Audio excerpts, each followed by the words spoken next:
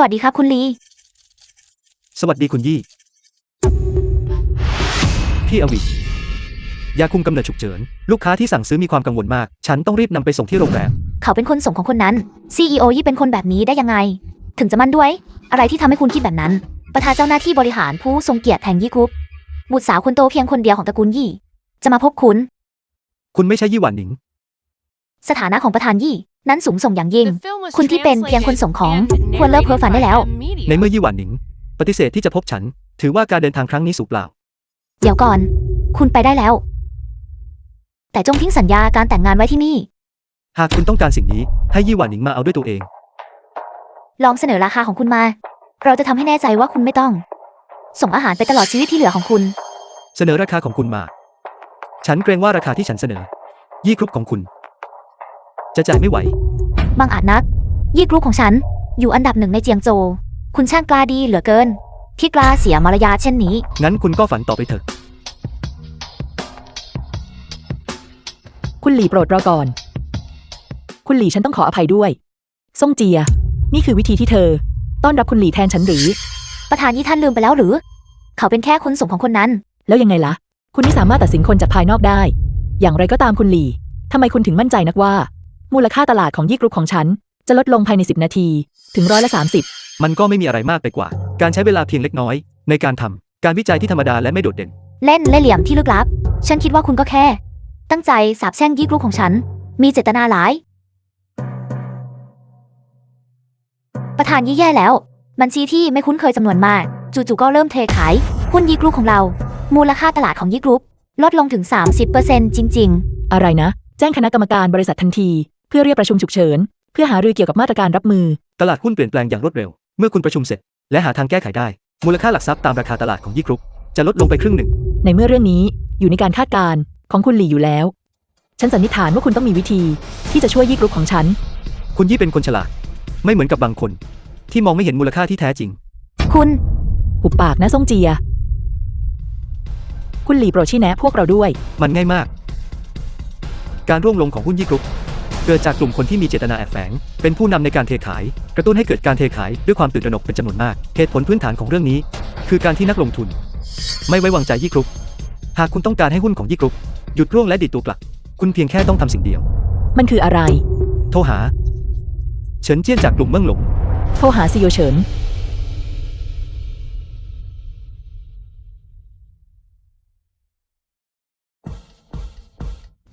สวัสดีค่ะซีโอเฉินฉันคือยีหวันหนิงจากยี่กรุ๊ปค่ะมันคือซีอีโอยี่ผมกำลังจะไปหาคุณพอดีเลยโครงการมูลค่าแสนล้านนั้นที่เราหารือกันมานานสามารถดำเนินการต่อได้อย่างเป็นทางการแล้วเมื่อถึงเวลาผมจะให้คุณส่งสัญญาณไปให้คุณ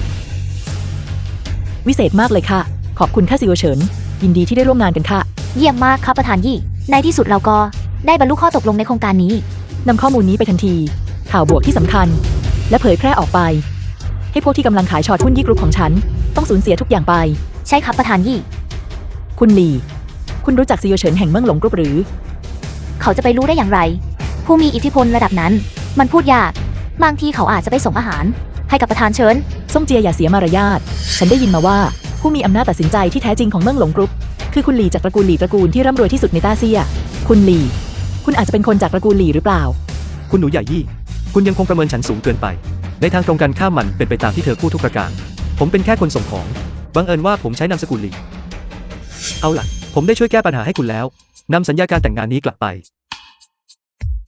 ไม่คุณเก็บมันไว้เถอะการมั่นหมายนี้ฉันจะรักษาสัญญานี่ที่นี่ไม่ใช่ที่คุณควรจะอยู่คุณกำลังพูดกับฉันหรือใครอีก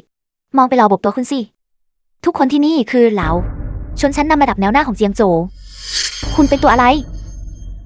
คุณคู่ควรที่จะยืนอยู่ที่นี่ด้วยเหรอหากผมไม่มางานเลี้ยงขอบคุณนี้ก็ไม่จำเป็นต้องดำเนินต่อไปอย่างนั้นหรือฟังจากน้ำเสียงของคุณงานเลี้ยงขอบคุณของเทียนอบิกรุ๊ป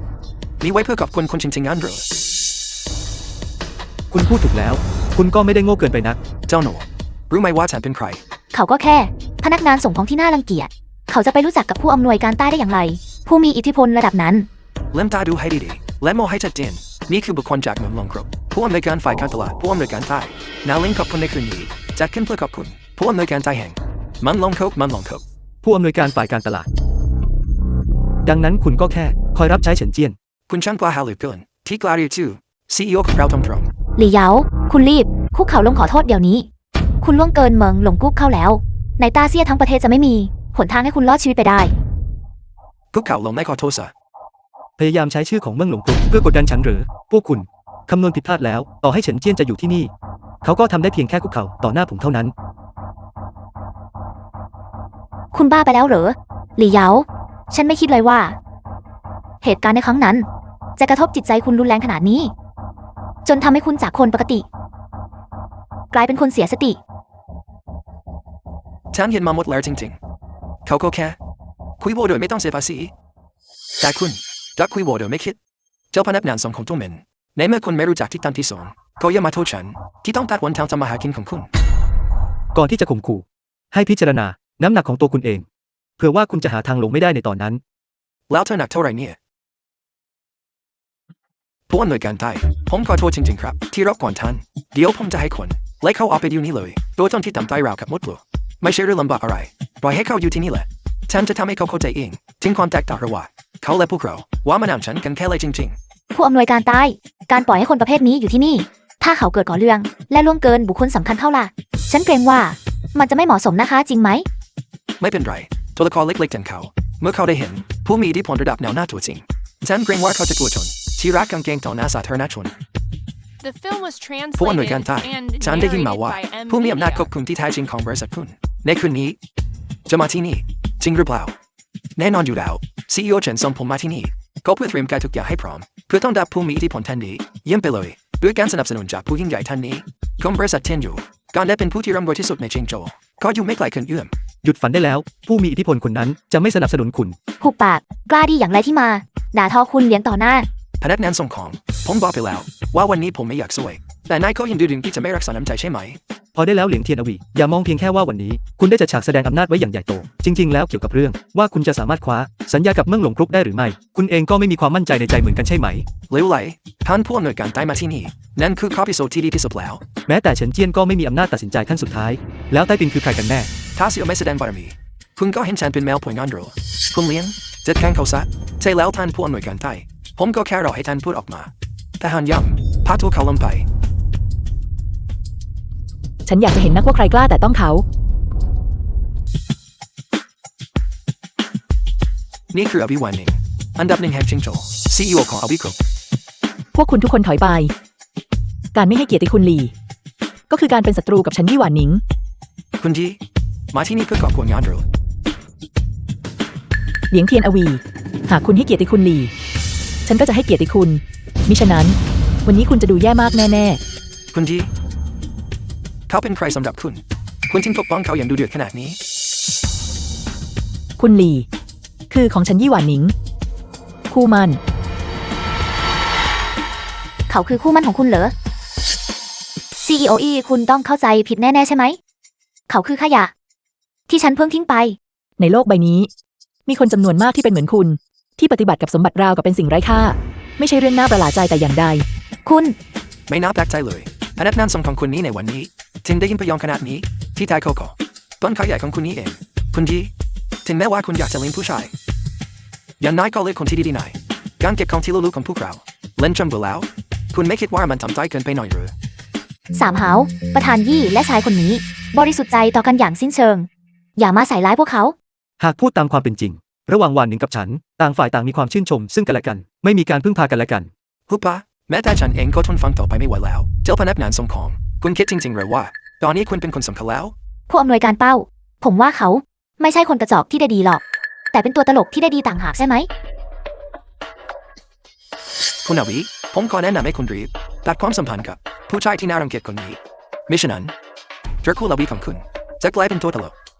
คนโง่ที่ตาบอด ตัวตนของคุณหลี ไม่ใช่สิ่งที่คนไม่มีหัวนอนปลายเท้าในเจียงโจวอย่างคุณ จะสามารถคาดเดาได้ The film was translated พวกมันก็แค่ and คุณโนเนมในชิงโจ narrated by M. Media. เทียนอวีกรุ๊ปอยู่ในอันดับที่ 9 ในเจียงโจวในแง่ของขนาดสินทรัพย์ ไม่ถึง1 ใน 3ของตระกูลยี่ของฉันด้วยซ้ำไม่แม้แต่จะหากตระกูลยี่ของฉันเพียงแค่กระแอมตระกูลเหลียงของคุณก็จะสั่นสะท้าน ยุคสมัยมันเปลี่ยนไปแล้วยี่วันหนึ่งโครงการแซลอนแรกของทุนบริษัทเมืองโลแห่งตาเซียเด็กตกไปอยู่ในมือของตระกูลเหลียงของฉันแล้วเด็กตกไปอยู่ในมือของตระกูลเหลียงของฉันแล้วหลังจากคืนนี้อันดับหนึ่งของชิงโจ กำลังจะเปลี่ยนมือ หากคุณถามฉันมันไม่ใช่อันดับหนึ่งของเจียงโจวที่ต้องเปลี่ยนแต่เป็นคุณผู้อาวุโสลำดับที่ 9 แห่งเจียงโจวที่กำลังจะหายไป พนักงานส่งของแกหมายความว่ายังไง ตั้งแต่วันที่คุณดูหมิ่นผมชะตากรรมของตระกูลเหลียงของคุณ นอกจากการล้มละลายอย่างสิ้นเชิงแล้ว ก็ไม่มีเส้นทางที่สอง เหลวไหลถึงแม้ว่ายูวันหนิงจะใช้ความแข็งแกร่งทั้งหมดของตระกูลยี่เพื่อทำให้ตระกูลเหลิงของฉันล้มละลายมันก็ไม่ใช่เรื่องน่าเย็นแน่นอน ใครบอกว่าฉันจำเป็นต้องใช้อำนาจของตระกูลยี่ฉันไม่จำเป็นต้องทำอะไรเลยในอีก10 นาทีหุ้นของเทียนอวิกรุ๊ปจะนำไปสู่คลื่นการเทขายอย่างที่ไม่เคยปรากฏมาก่อนมูลค่าตลาดของบริษัทจะลดลง 90% เหลวไหลหุ้นกองทุนบริษัทเทียนยูของฉันจดทะเบียนอยู่ในต่างประเทศบริษัทกองทุน5แห่งที่โด่งดังระดับนานาชาติตามถือหุ้นในทั้งหมดถือหุ้นในของฉันกลุ่มบริษัทเทียนยูของฉันยิ่งไปกว่านั้นพวกเขาเป็นผู้ถือระยะยาวและจะไม่ขายออกไปในเงินอย่างแน่นอน จะเกิดอะไรขึ้นถ้าพวกเขาพบว่าคุณไม่ได้ทำสัญญาของกลุ่มบริษัทเมืองหลง ผมจะบอกอะไรให้อย่างหนึ่งสัญญาสำหรับโครงการเซลานอยู่ในมือกับผมแล้ว อะไรนะ คุณได้รับสัญญาแล้วหรือ นั่นเป็นไปไม่ได้ ยี่วันหนึ่งผมได้ยินมาว่า CEO ฉันสัญญาด้วยว่าจะให้โครงการเซลานกับทุนบริษัทยี่ของคุณหุ้นของทุนบริษัทยี่ของคุณก็ฟื้นตัวขึ้นจากที่ลดลงเพราะข่าวดีนี้ มีหน้าเล่าเมื่อเร็ววันนี้ หุ้นของยี่กรุ๊ปถึงได้มีการฟื้นตัวแบบรูปตัววี น่าเสียดายผมเร็วกว่าคุณไปข้าวหนึ่ง CEO ไทยได้มอบสัญญาให้กับผมแล้วถูกต้องแล้ว CEO เหลียงคือพัฒมิประที่มันลงครบของเราได้ยิ่งใหญ่ในที่สุดเขาคือผู้ชนะที่ยิ่งใหญ่ที่ได้รับโครงการมูลค่าเซลาน หลี่เหยาต่อให้คุณหันกลับไปประจบประแจงอี้หวานหนิงแล้วมันจะมีประโยชน์อะไร สุดท้ายคุณก็ยังแพ้ซี่เอียวเหลียงอยู่ดีไม่ใช่เหรอคุณมันตัวซวย ใครก็ตามที่คุณกดติด จะต้องพบกับความโชคร้าย หุบปากซะชิวลูกอำนาจของไต้ปิ่นมีเพียงพอแค่พิมพ์ไม่กี่ฉบับของสัญญาที่ไม่มีผลบังคับใช้โดยสิ้นเชิงสัญญาเปล่า คุณกล้าดียังไงคุณเป็นแค่พนักงานส่งของที่ไม่รู้อะไรเลยกล้ามาพิพากษ์อย่าวิจารณ์อย่าสมซิสมหากเกี่ยวกับเรื่องภายในของเมืองหลวงพวกของฉันงั้นหรือเชื่อหรือไม่ฉันจะทำให้แน่ใจว่าคุณมาแล้วจะไม่ได้กลับไปอีกเลยใครกันที่คุณจะทำให้มาแล้วไม่ได้กลับไปใจเป็นคุณบอกว่าคุณจะทำให้ใครไม่ได้กลับไปนะ CEO ฉันคุณมาถึงแล้วไม่มีอะไรมากแค่ซ้ำซ้อนไอเด็กเปรตแกกล้าดียังไงมาเรียกฉันว่าไอเด็กเปรต CEO ฉันผมเสียใจจริงๆครับที่ผมขาดความรอบคอบโดยให้พนักงานส่งของแอบเข้ามาได้เดี๋ยวผมจะให้คนไล่เขาออกไปเดี๋ยวนี้เลยเชื่อเร็วเขาอย่าให้เพื่อนสายตา CEO ฉัน CEO ฉันทำไมถึงทำไรายฉันไอคนตาบอดฉันบอกให้แกมาแต่เช้าเพื่อเตรียมงานแต่แกเลือกที่จะมาบอกทำไรฉันไม่ได้ทำฉันเจียมบอกเพราะในหน้าที่มาสายเด็ดโทษลงโทษผมด้วยครับคุณชาย เฉินเจี้ยนในเมื่อคุณอยู่ที่นี่แล้ว คุณจัดการเรื่องที่เหลือต่อด้วย เข้าใจแล้วไทปินสัญญาที่ฉันสั่งให้นายเอามาอยู่ที่ไหนอยู่กับ CEO เหลิงครับนายให้เข้าไปแล้วเหรอ CEO ฉันสัญญาอยู่ที่นี่แล้วครับพวกเราสามารถเซ็นสัญญาได้เลยไหมครับ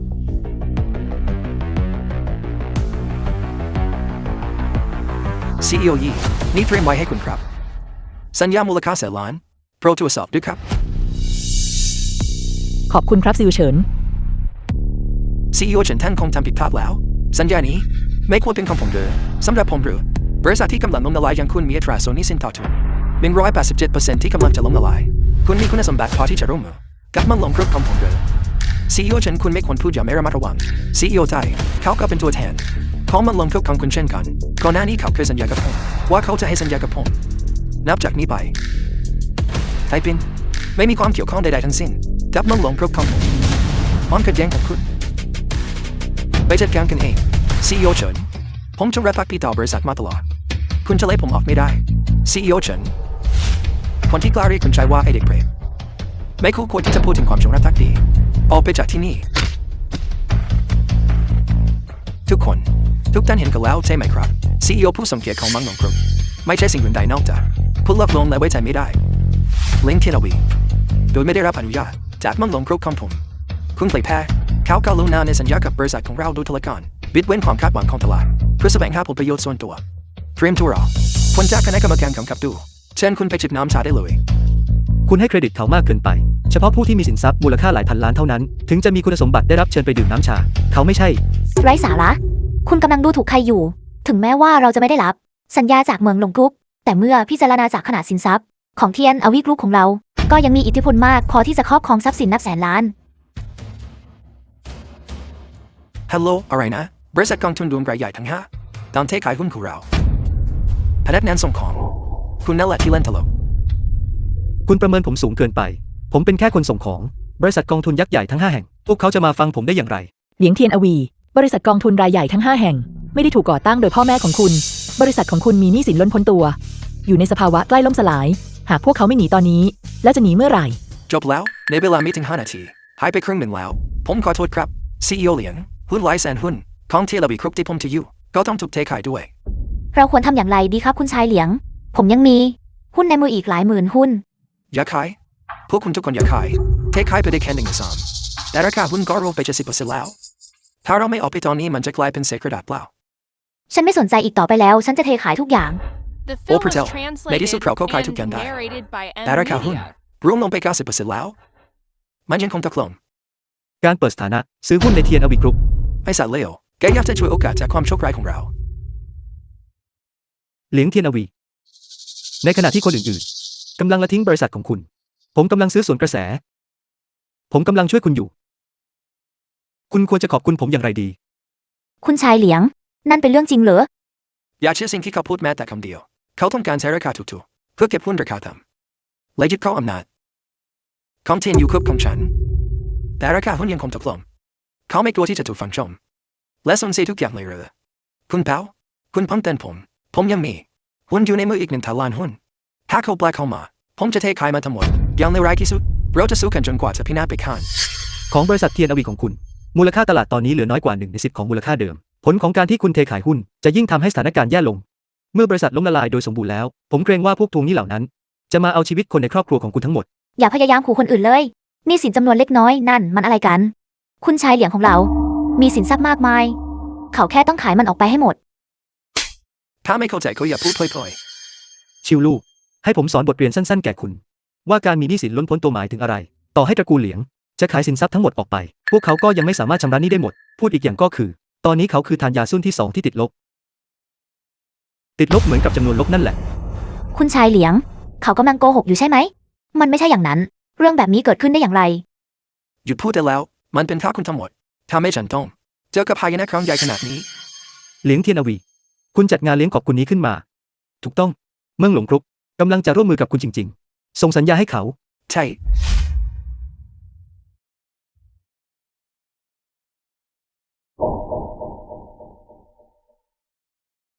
สัญญาโอนหุ้นไปลงนรกซะแกคิดว่าแกจะใช้เงินแค่นี้ไหมเพื่อซื้อหุ้นทั้งหมดของฉันได้งั้นเหรอแล้วมีสิทธิ์ละอย่าลืมสิว่าตอนนี้ TNLV Group ของคุณเป็นสินทรัพย์ติดลบถ้าคุณเอามา1 ล้านไปคุณก็ไม่ต้องเป็นทานยาซุ่มที่2ที่ต้องแบกรับหนี้สิน10,000 ล้านโอกาส The ดีๆแบบ film นี้ was translated คุณจะเอาหรือไม่เอา and narrated by คุณ M ชายเหลียง Media. ระหว่างการรับเงิน1 ล้านนี้ กับหนี้สินนับหมื่นล้าน ยังต้องเลือกอีกเหรอ เร็วเข้า ดูเหมือนว่าคุณยังอยากเป็นทานยาซุ่มที่2ที่ต้องแบกรับหนี้สิน10,000 ล้านอยู่สินะน่าประทับใจโอนเงินมาให้ฉันเดี๋ยวนี้แล้วฉันจะเซ็นให้ เฉินเจี้ยน คุณจัดการเรื่องนี้ ครับคุณชาย ไปกันเถอะ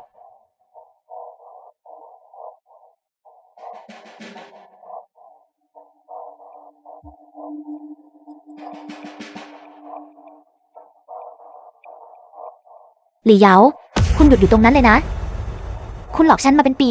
แล้วคิดว่าจะเดินจากไปเฉยย่อๆแบบนี้เหรอ คุณกำลังพยายามจะเล่นตุกติกอะไรอีก ช่างเป็นคนที่ใจดำจริงๆ ทำไมคุณถึงดูฉันแรงขนาดนี้ล่ะ ทำไมกัน คุณถึงมีรักใหม่ แล้วลืมรักเก่าเสียล่ะ คุณหลี่และฉันมีพันธสัญญาหมหมายกัน หากเรากำลังพูดถึงรักใหม่และรักเก่า ฉันควรจะเป็นคนที่เหมาะสมกับคำอธิบายนั้น มันไม่เกี่ยวข้องกับคุณ แล้วอย่างไรหากคุณมีการมั่นหมายแล้ว แต่งงานวันนี้ บางทีพวกเขาจะหย่ากันในวันพรุ่งนี้ หลี่เหยา คุณหนูยี่คุ้นเคยกับชีวิตที่หรูหรา เธอจะไม่ทำอะไรแน่นอน เพื่อคุณ มีแค่ฉัน ที่จะทำให้คุณทะยานขึ้นไปได้ ไรยังอาย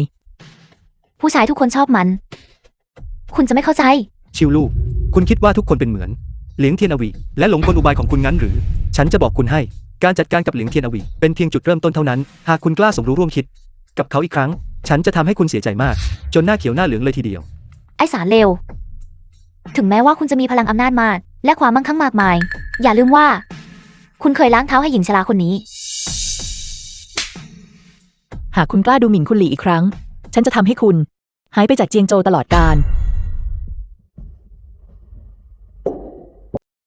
ฉินเจี้ยนเรียกคุณว่านายน้อย เป็นไปได้ไหมว่า คุณคือคนจากตระกูลหลี่ตระกูลที่ร่ำรวยที่สุดในต้าเซียจริง ผมดูเหมือนอย่างนั้นหรือ ๆ พูดตามตรงคือไม่ใช่ คุณไม่มีท่าทางที่สูงส่งและมีสิทธิพิเศษ หรือความโอหังของนายน้อยผู้ร่ำรวย ดังนั้น ฉันจึงอยากรู้อยากเห็นมาก เกี่ยวกับคุณ ว่าตัวตนที่แท้จริงของคุณคืออะไร ตัวตนของผมสำคัญด้วยหรือ ไม่สำคัญ การเกิดมาในตระกูลที่ดี ไม่ได้หมายความว่าคนนั้นจะมีความสามารถเสมอไป วันนี้เหลียงเทียนอยู่ ถูกคุณปั่นหัวราวกับหุ่นเชิด นี่เพียงพอแล้วที่จะพิสูจน์จุดนั้น คุณหนูยี่เป็นคนฉลาด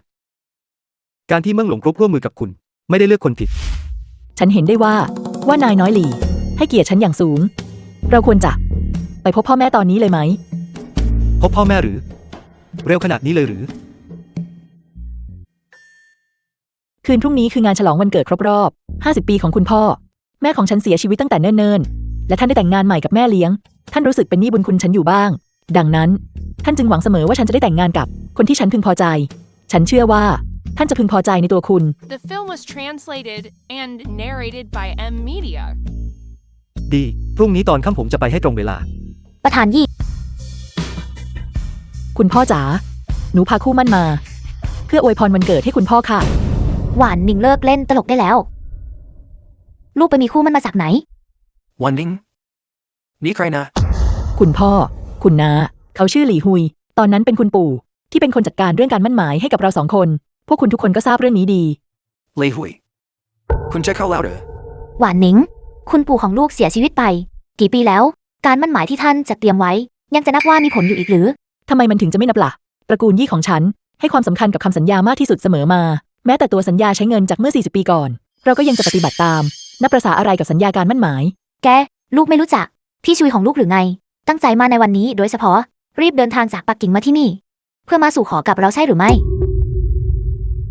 แล้วดูลูกสิ โดยไม่บอกกล่าวสักคำ ลูกกลับทำเรื่องแบบนี้กับเรางั้นหรือ สวัสดีครับพี่ชุย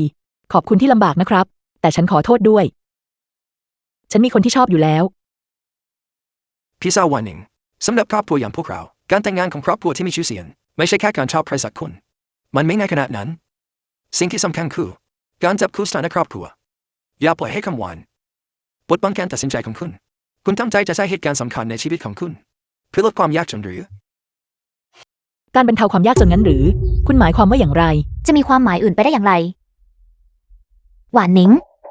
ตระกูลอี้ของเรานั้น เป็นตระกูลขุนนางชั้นสูงอันดับ 1ในเจียงโจวอยู่แล้ว ในเจียงโจวทั้งหมดนี้ ไม่มีใครคู่ควรกับลูกเลย คนที่ลูกควรจะแต่งงานด้วย ควรจะเป็น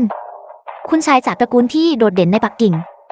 ตระกูลชุยนั้น ติดอันดับ 1ใน 5 ตระกูลใหญ่ของปักกิ่งจริง ๆ ทั้งมีสถานะและอำนาจที่สูงส่ง พี่ชายตระกูลชุยของลูก คือคู่ที่เหมาะสมกับลูกอย่างแท้จริง คุณพ่อ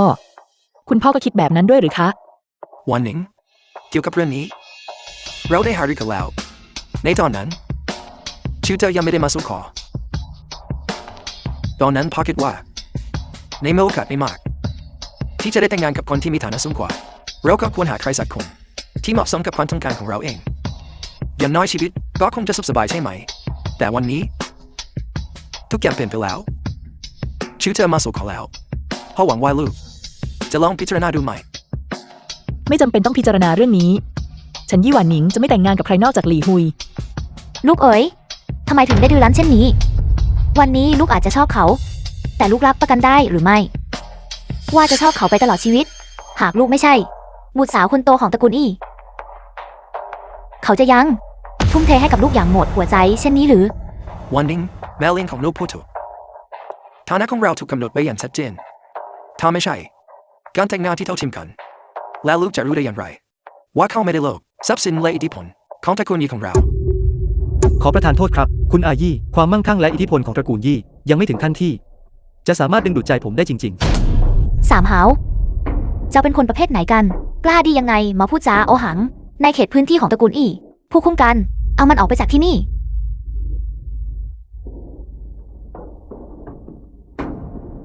พวกคุณกินข้าวของใคร ออกไป วันหนึ่งชายหนุ่มคนนี้ดูถูกตระกูลยี่ของลูก แต่ลูกก็ยังปกป้องเขามากขนาดนี้ จริง ๆ แล้วภูมิหลังของเขาคืออะไรกันแน่ เขาเป็นแค่คนส่งของ พนักงานส่งของนั้นหรือ คุณชายเหลียงท่านแน่ใจหรือ มันใจแน่นอนลูแสดงให้พวกเขาดู ทุกคนโปรดดู เขาเป็นคนส่งอาหารมาตลอดปีที่ผ่านมา รูปภาพแบบนี้ ฉันมีมากเท่าที่คุณต้องการ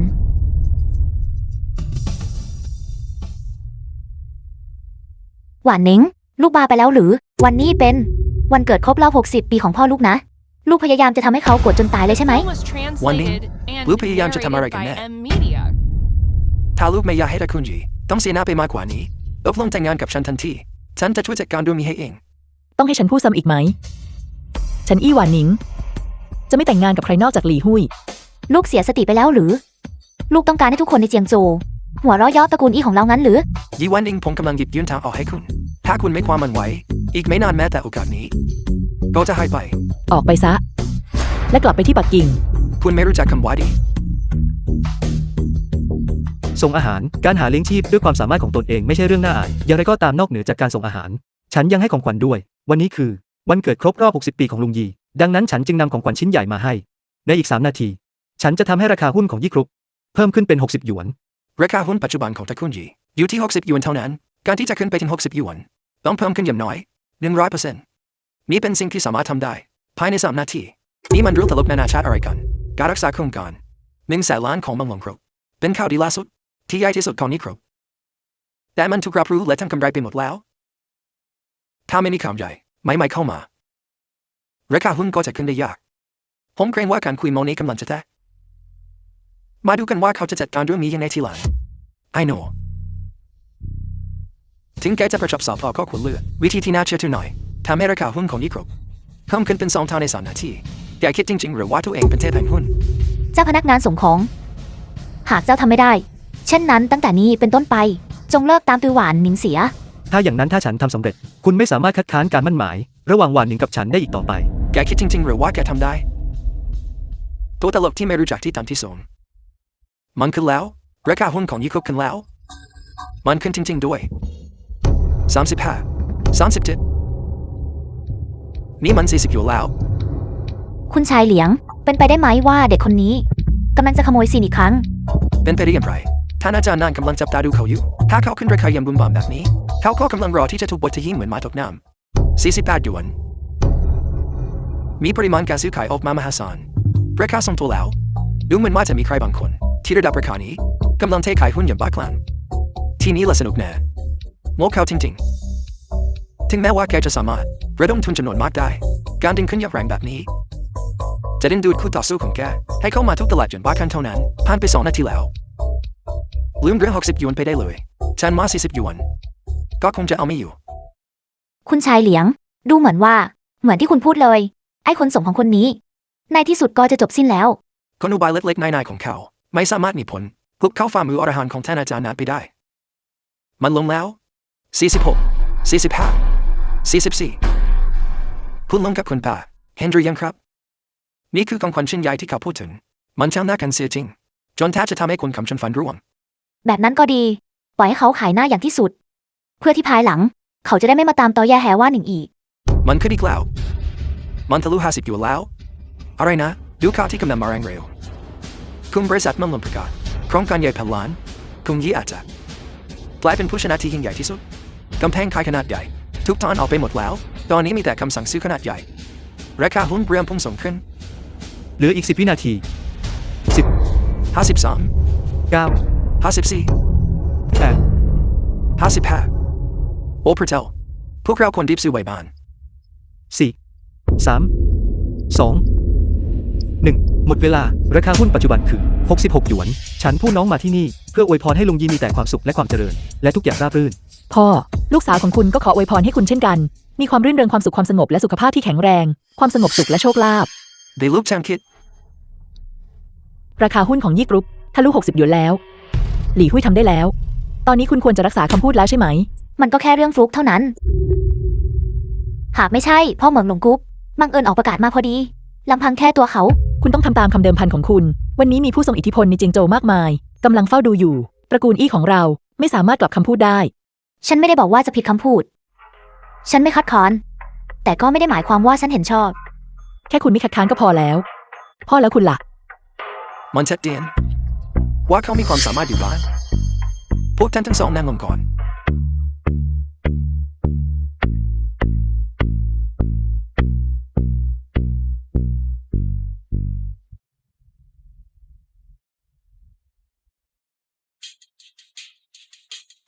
เกิดอะไรขึ้นกับคุณชายเหลียง ท่านผู้เท่านั้นไม่ได้ลงมือหรือทำไมเขาไม่หยุดเขา ในขณะที่ข่าวใหญ่ของมังหลงกรุ๊ปได้ถูกเผยแพร่ออกมามันก็กลายเป็นกระแสที่หลีกเลี่ยงไม่ได้ แม้แต่ท่านผู้เท่านั้นก็ไม่สามารถทำตัวขวางกระแสได้ หน้าหงุดหงิดจริงๆ เขากลับมาได้เปรียบอีกครั้ง นั่นไม่สำคัญอย่าลืมภารกิจแรกของเราคืออะไรสำหรับการมาที่นี่ในวันนี้ เข้าใจแล้ว The film was translated ขอบคุณ and ทุกท่าน narrated ที่มา by ร่วมฉลองวันเกิดของ Media. ผม วันนี้อย่าได้ก็ตามผมมีเรื่องสำคัญที่ต้องหารือกับทุกท่านที่มาร่วมในวันนี้ล้วนเป็นตระกูลเล็กคนที่มีอิทธิพลของเชิงโจวผมเชื่อว่าทุกท่านคงเคยได้ยินว่ากลุ่มพันธมิตรทางการเงินสีชาติกำลังจ้องมองตาซีของเราด้วยความโลภและอาจโจมตีได้ทุกเมื่อเราต้องป้องกันสิ่งนี้ดังคำพลาที่ว่าแต่สามัคคีเราจะอ่อนแอสามัคคีเราจะเข้มแข็งผมขอเสนอให้รวบรวมความแข็งแกร่งทั้งหมดของเชิงโจวเพื่อจัดตั้งพันธมิตรทางการค้าเพื่อร่วมกันต่อต้านศัตรูจากต่างชาติลงยีเป็นที่เคารพและมีชื่อเสียงอย่างสูงแม้ว่าตระกูลช่วยของผมจะอยู่ในปักกิ่งแต่เราก็ปรารถนาที่จะมีส่วนร่วมในพันธมิตรธุรกิจเชิงโจวด้วยเช่นกันผมช่วยซื้อจะเป็นคนแรกที่เห็นด้วยดีคุณชายช่วยเข้าใจในความถูกต้องอย่างลึกซึ้งเขาเป็นแบบอย่างสำหรับคนรุ่นเราในเมื่อจุดประสงค์คือการต่อต้านกลุ่มพันธมิตรทางการเงินสีชาติสมาพันธ์ธุรกิจเชิงโจวควรเชื่อฟังการวางกำลังของปักกิ่งในเมื่อคุณชายช่วยเป็นหนึ่งใน5ตระกูลใหญ่ของปักกิ่งเขาจึงเป็นคนที่เหมาะสมที่สุดในการส่งต่อคำสั่งผมขอเสนอให้คุณชายช่วยดำรงตำแหน่งหัวหน้าสมาพันธ์ธุรกิจเชิงโจวท่านผู้เท่ายี่ท่านและตระกูลช่วยเป็นเพื่อนกันมานานถ้าเขาได้เป็นหัวหน้าสมาพันธ์ท่านจะสนับสนุนเขาใช่ไหม เนื่องจากนี่คือพันธมิตรทางธุรกิจแห่งเจียงโจวหลักฐานของมันย่อมอยู่ที่เจียงโจวโดยธรรมชาติใครก็ตามที่เป็นผู้นำของเจียงโจวย่อมเป็นหัวหน้าพันธมิตรโดยธรรมชาติ ท่านสุภาพบุรุษทั้งหลายคำกล่าวของมิกกี้พวกคุณทุกคนเห็นด้วยกับเรื่องนี้หรือไม่หัวหน้าพันธมิตรต้องเป็นผู้ที่ได้รับการเคารพในความแข็งแกร่งด้วยธรรมชาติมิฉะนั้นคำพูดของพวกเขาจะไม่มีน้ำหนักใครจะฟังเขาถูกต้องในเมื่อเรากำลังต่อสู้กับต้นทุนทางการเงินรายใหญ่ทั้งสี่หัวหน้าพันธมิตรก็ควรเป็นผู้ที่แข็งแกร่งยิ่งขึ้นยิ่งดีมิฉะนั้นเขาจะนำเราไปสู่ชัยชนะได้อย่างไรในเมื่อทุกคนเห็นพ้องต้องกันว่าความแข็งแกร่งคือสิ่งสำคัญที่สุดถ้าอย่างนั้นผมต้องขอถามว่าตระกูลที่แข็งแกร่งกว่าหรือตระกูลช่วยจากปักกิ่งแข็งแกร่งกว่ากัน ช่างน่าขันสิ้นดี หากเราไม่คำนึงถึงที่ตั้งทางภูมิศาสตร์และพูดถึงเพียงแค่ความแข็งแกร่งใครจะสามารถเปรียบเทียบกับชายที่ร่ำรวยที่สุดในต้าเซียได้ตระกูลหลี่ในกรณีนั้นเราไม่จำเป็นต้องหารือเรื่องนี้อีกต่อไปเราควรจะไปอ้อนวอนผู้นำตระกูลหลี่ให้มาเป็นหัวหน้าพันธมิตรหากคุณสามารถเชิญเขามาได้ผมก็ไม่มีข้อขัดข้องหากพูดถึงเพียงแค่ปัจจุบันผมเชื่อว่าช่วยซื้อเจ้านายน้อยแห่งตระกูลช่วยมีความเหมาะสมมากกว่าที่จะดำรงตำแหน่งประธานกลุ่มพันธมิตรแม้ว่าตระกูลยี่จะมั่นคงในฐานะอันดับหนึ่งในเจียงโจวเมื่อเทียบกับตระกูลใหญ่ในปักกิ่งพวกเขาได้กว่ามากหากคุณชายช่วยสามารถเป็นหัวหน้าพันธมิตรธุรกิจได้ตระกูลเจียงโจวของเราก็สามารถพึ่งพาตระกูลช่วยต้นไม้ใหญ่เท่านี้ได้ผมไม่เห็นเหตุผลว่าทำไมจะไม่ได้คิดดูให้ดีแล้วคุณชายเลียงพูดมีเหตุผลตระกูลช่วยเหนือกว่าตระกูลยี่มากด้วยการนำเข้าตระกูลช่วยพันธมิตรธุรกิจจะสามารถเข้าถึงเส้นสายในปักกิ่งได้นี่เป็นโอกาสที่หายากสำหรับทุกตระกูลในเจียงโจวของเราในเมื่อความคิดเห็นของทุกคนเป็นเอกฉันท์เช่นนี้เช่นนั้นหูข้างไหนของคุณที่ได้ยินว่าทุกคนเห็นด้วยเหลียงเทียนอวีสินทรัพย์ของตระกูลเหลียงของคุณปัจจุบันมีมูลค่าน้อยกว่า1 ล้านคุณมีสิทธิ์อะไรที่มาพูดจาไร้สาระที่นี่แน่นอนว่าเขามีสิทธิ์คุณควรดูว่าพ่อทวนหัวของคุณชายเหลียงคือผู้บัญชาการแฮมอนทอนนานวันซานคุณชายเหลียง คุณชายชุยอยู่ข้างเราไม่น่าแปลกใจที่คุณเสนอชื่อเขาเป็นหัวหน้าพันธมิตรเขาเป็นเหมือนกับพวกเราเขาเป็นหนึ่งในคนของเจ้าพ่อทุกท่านเหตุผลที่ผมเสนอชื่อนายน้อยชุยให้เป็นผู้นำของกลุ่มพันธมิตรทางธุรกิจเป็นเท่าผมในรักคำสั่งจากท่านผู้เท่านานตอนนี้พวกคุณยังมีข้อขัดข้องอะไรอีกไหมนานวันซานผู้บัญชาการแฮมอนทอนบวกกับตระกูลช่วยจากปักกิ่งระดับความแข็งแกร่งนี้เพียงพอที่จะครอบนำเจียงโจวของเราได้อย่างสมบูรณ์ผมสนับสนุนคุณชายช่วยเป็นหัวหน้าพันธมิตรฉันสนับสนุนให้คุณชายช่วยเป็นประธานพันธมิตรผมสนับสนุนคุณชายชุยเป็นหัวหน้าพันธมิตรหากคุณเลือกเขาฉันเกรงว่าเขาอาจจะขายคุณทิ้งโดยที่คุณไม่รู้ตัวด้วยซ้ำคุณชายลีท่านหมายความว่าอย่างไรทุกคนยังจำได้ไหมปริมาณการขายจำนวนมากที่ปรากฏขึ้นเมื่อราคาหุ้นของยี่กรุ๊ปพุ่งสูงขึ้นเมื่อครู่นี้หน่วยงานที่แท้จริงเบื้องหลังคือบริษัทนอกชายฝั่ง3 แห่งจดทะเบียนในหมู่เกาะเคแมนนายฉุยโปรดอธิบายบริษัทนอกชายฝั่งทั้ง3 แห่งนี้ในบรรดาผู้ถือหุ้นทำไมถึงมีชื่อของคุณอยู่ที่นั่นท่านเลวไหลไม่มีเรื่องเช่นนั้นแน่นอนกลับไปเมื่อราคาหุ้นของยี่กรุ๊ปดิ่งลงคุณใช้สิ่งเหล่านั้นบัญชีบริษัทนอกชายฝั่งเพื่อซื้อหุ้นราคาถูกจำนวนมากแล้ววันนี้ขายในราคาสูงการดำเนินการระลอกนี้ของคุณช่วยกอบกู้หน้าสำหรับบริษัทกองทุนรายใหญ่ทั้ง5ฉันเกรงว่าเจ้านายต่างชาติของคุณจะให้รางวัลคุณอย่างงามในตอนนี้น่าขันเส้นดีท่านกำลังเสนอข้าไม่มีส่วนเกี่ยวข้องได้กับบริษัทกองทุนรายใหญ่ทั้ง5ไม่ว่าจะมีส่วนเกี่ยวข้องหรือไม่ทุกคนสามารถตรวจสอบได้ทุกคน คุณคิดว่าการเกาะติดกับตระกูลใหญ่ในปักกิ่งเป็นโอกาสที่ดีของคุณ แต่คุณเคยพิจารณาบ้างไหมว่าพวกเขาอาจจะปฏิบัติกับคุณเหมือนเบียร์เหมือนผักชีหรือเป็นธนบัตรแต่ยี่กรุ๊ปนั้นแตกต่างออกไปตระกูลยี่มีความเชื่อมโยงกับเจียงโจวโดยเนื้อแท้วันนี้ราคาหุ้นของยี่กรุ๊ปพุ่งสูงขึ้นอย่างมากได้ขับเคลื่อนขึ้นแล้วหุ้นหลายสิบตัวในเจียงโจวการเพิ่มขึ้นของหุ้นนี่คือของทุกคนอย่างแท้จริงโอกาสที่ยิ่งใหญ่ที่สุด จำหน้ากันนะสิ่งที่ตระกูลอีทำได้ทีเล็กน้อยนั้นท่านผู้เท่านั้นและตระกูลชุยจะไม่สามารถทำได้เชียวหรือ ถ้าคุณจะยึดติดกับบุคคลที่มีอำนาจ โดยธรรมชาติแล้วคุณควรเลือกคนที่หนาแน่นกว่าที่จะยึดติด หลักการนี้แน่นอนว่าคุณเข้าใจ หรือเชื่อราคาหุ้นของยี่กรุ๊ปทะลุ80อยู่แล้วหุ้นอื่นๆในเชิงโจล้มปรับตัวสูงขึ้นกว่า 50% ดูเหมือนว่ายี่กรุ๊ปจะเป็นผู้นำที่ยิ่งใหญ่ของเชิงโจของเราอย่างแท้จริงเพื่อการเคลื่อนไหวครั้งเดียวมังกรแห่งพงาฟ้าฝนชุ่มฉ่ำตกลงมาในเชิงโจของเราอะไรนะเป็นไปได้อย่างไร คุณชายเหลียง เราควรทำอย่างไรตอนนี้ ตระกูลอีได้รับแรงส่งมาแล้วเราไม่สามารถหยุดยั้งพวกเขาด้วยกำลังได้อีกต่อไป นั่นไม่ได้หมายความว่าเราแพ้อย่างแน่นอนแล้วหรือ ในทางตรงกันข้ามมาตรหลักของท่านผู้เท่านั้นยังไม่ปรากฏออกมาสุภาพบุรุษทั้งหลายในเมื่อราคาหุ้นของยี่กรุ๊ปของผมทะลุ80อยู่แล้วมีแสดงให้เห็นอย่างเต็มที่ถึงความมั่นใจอย่างล้นเหลือที่นักลงทุนจำนวนมากมีในยี่กรุ๊ปของผมเชื่อว่าถ้าผมคนแก่คนนี้ได้ดำรงตำแหน่งเป็นหัวหน้าของพันธมิตรธุรกิจนี้คงไม่มีใครคัดค้านใช่ไหม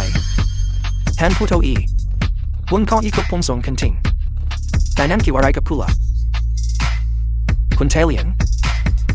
ยี่กรุ๊ปเป็นบริษัทของตระกูลยี่ของผมบอกผมสิว่ามันเกี่ยวอะไรกับท่านย้อนกลับไปตอนที่ราคาหุ้นของยี่กรุ๊ปฟื้นตัวจากจุดต่ำสุดมันอาศัยคุณหนูอีในการคว้าโครงการของเมืองลงกรุ๊ปมูลค่าแสนล้านหยวนตอนนี้ราคาหุ้นของยี่กรุ๊ปพุ่งสูงขึ้นเป็นเท่าตัวซึ่งก็อาศัยผลประโยชน์จากโครงการของเมืองลงกรุ๊ปมูลค่าล้านหยวนผมเชื่อว่าตำแหน่งประธานกลุ่มพันธมิตรตำแหน่งนี้ควรจะเป็นของคุณหนูอี พวกเราล้วนเป็นสมาชิกของตระกูลอีเราไม่แบ่งแยกกันชัดเจนขนาดนั้น เจ้าที่เป็นคนนอก เข้ามายุ่งเรื่องอะไรด้วย หากเป็นทีมเรื่องการทำธุรกิจพวกเราคงไม่มีใครสนใจแต่สิ่งที่เรากำลังเผชิญหน้าอยู่ตอนนี้คือกลุ่มแก๊งเงินจาก4ประเทศพี่น้องในจิงโจว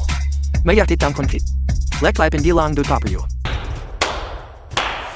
พี่ฉีเฟิงพี่ชายต่างมารดาของยี่หวันหนิง พูดได้ดีแต่ผมเกรงว่าการติดตามยี่หวันเองอาจไม่ได้หมายความว่าเป็นการติดตามคนที่ใช้เสมอไป หวันหนิงเขาเป็นใคร เขาชื่ออี้ฉีเฟิง เขาเป็นน้องชายต่างมารดาของฉัน ลูกชายของแม่ ลูกไม่ได้อยู่ต่างประเทศหรอกหรือ กลับมาตั้งแต่เมื่อไหร่ เซียวเฟิงตอนลูกกลับมาลูกไม่ได้บอกครอบครัวด้วยซ้ำพ่อจะได้ส่งคนไปรับ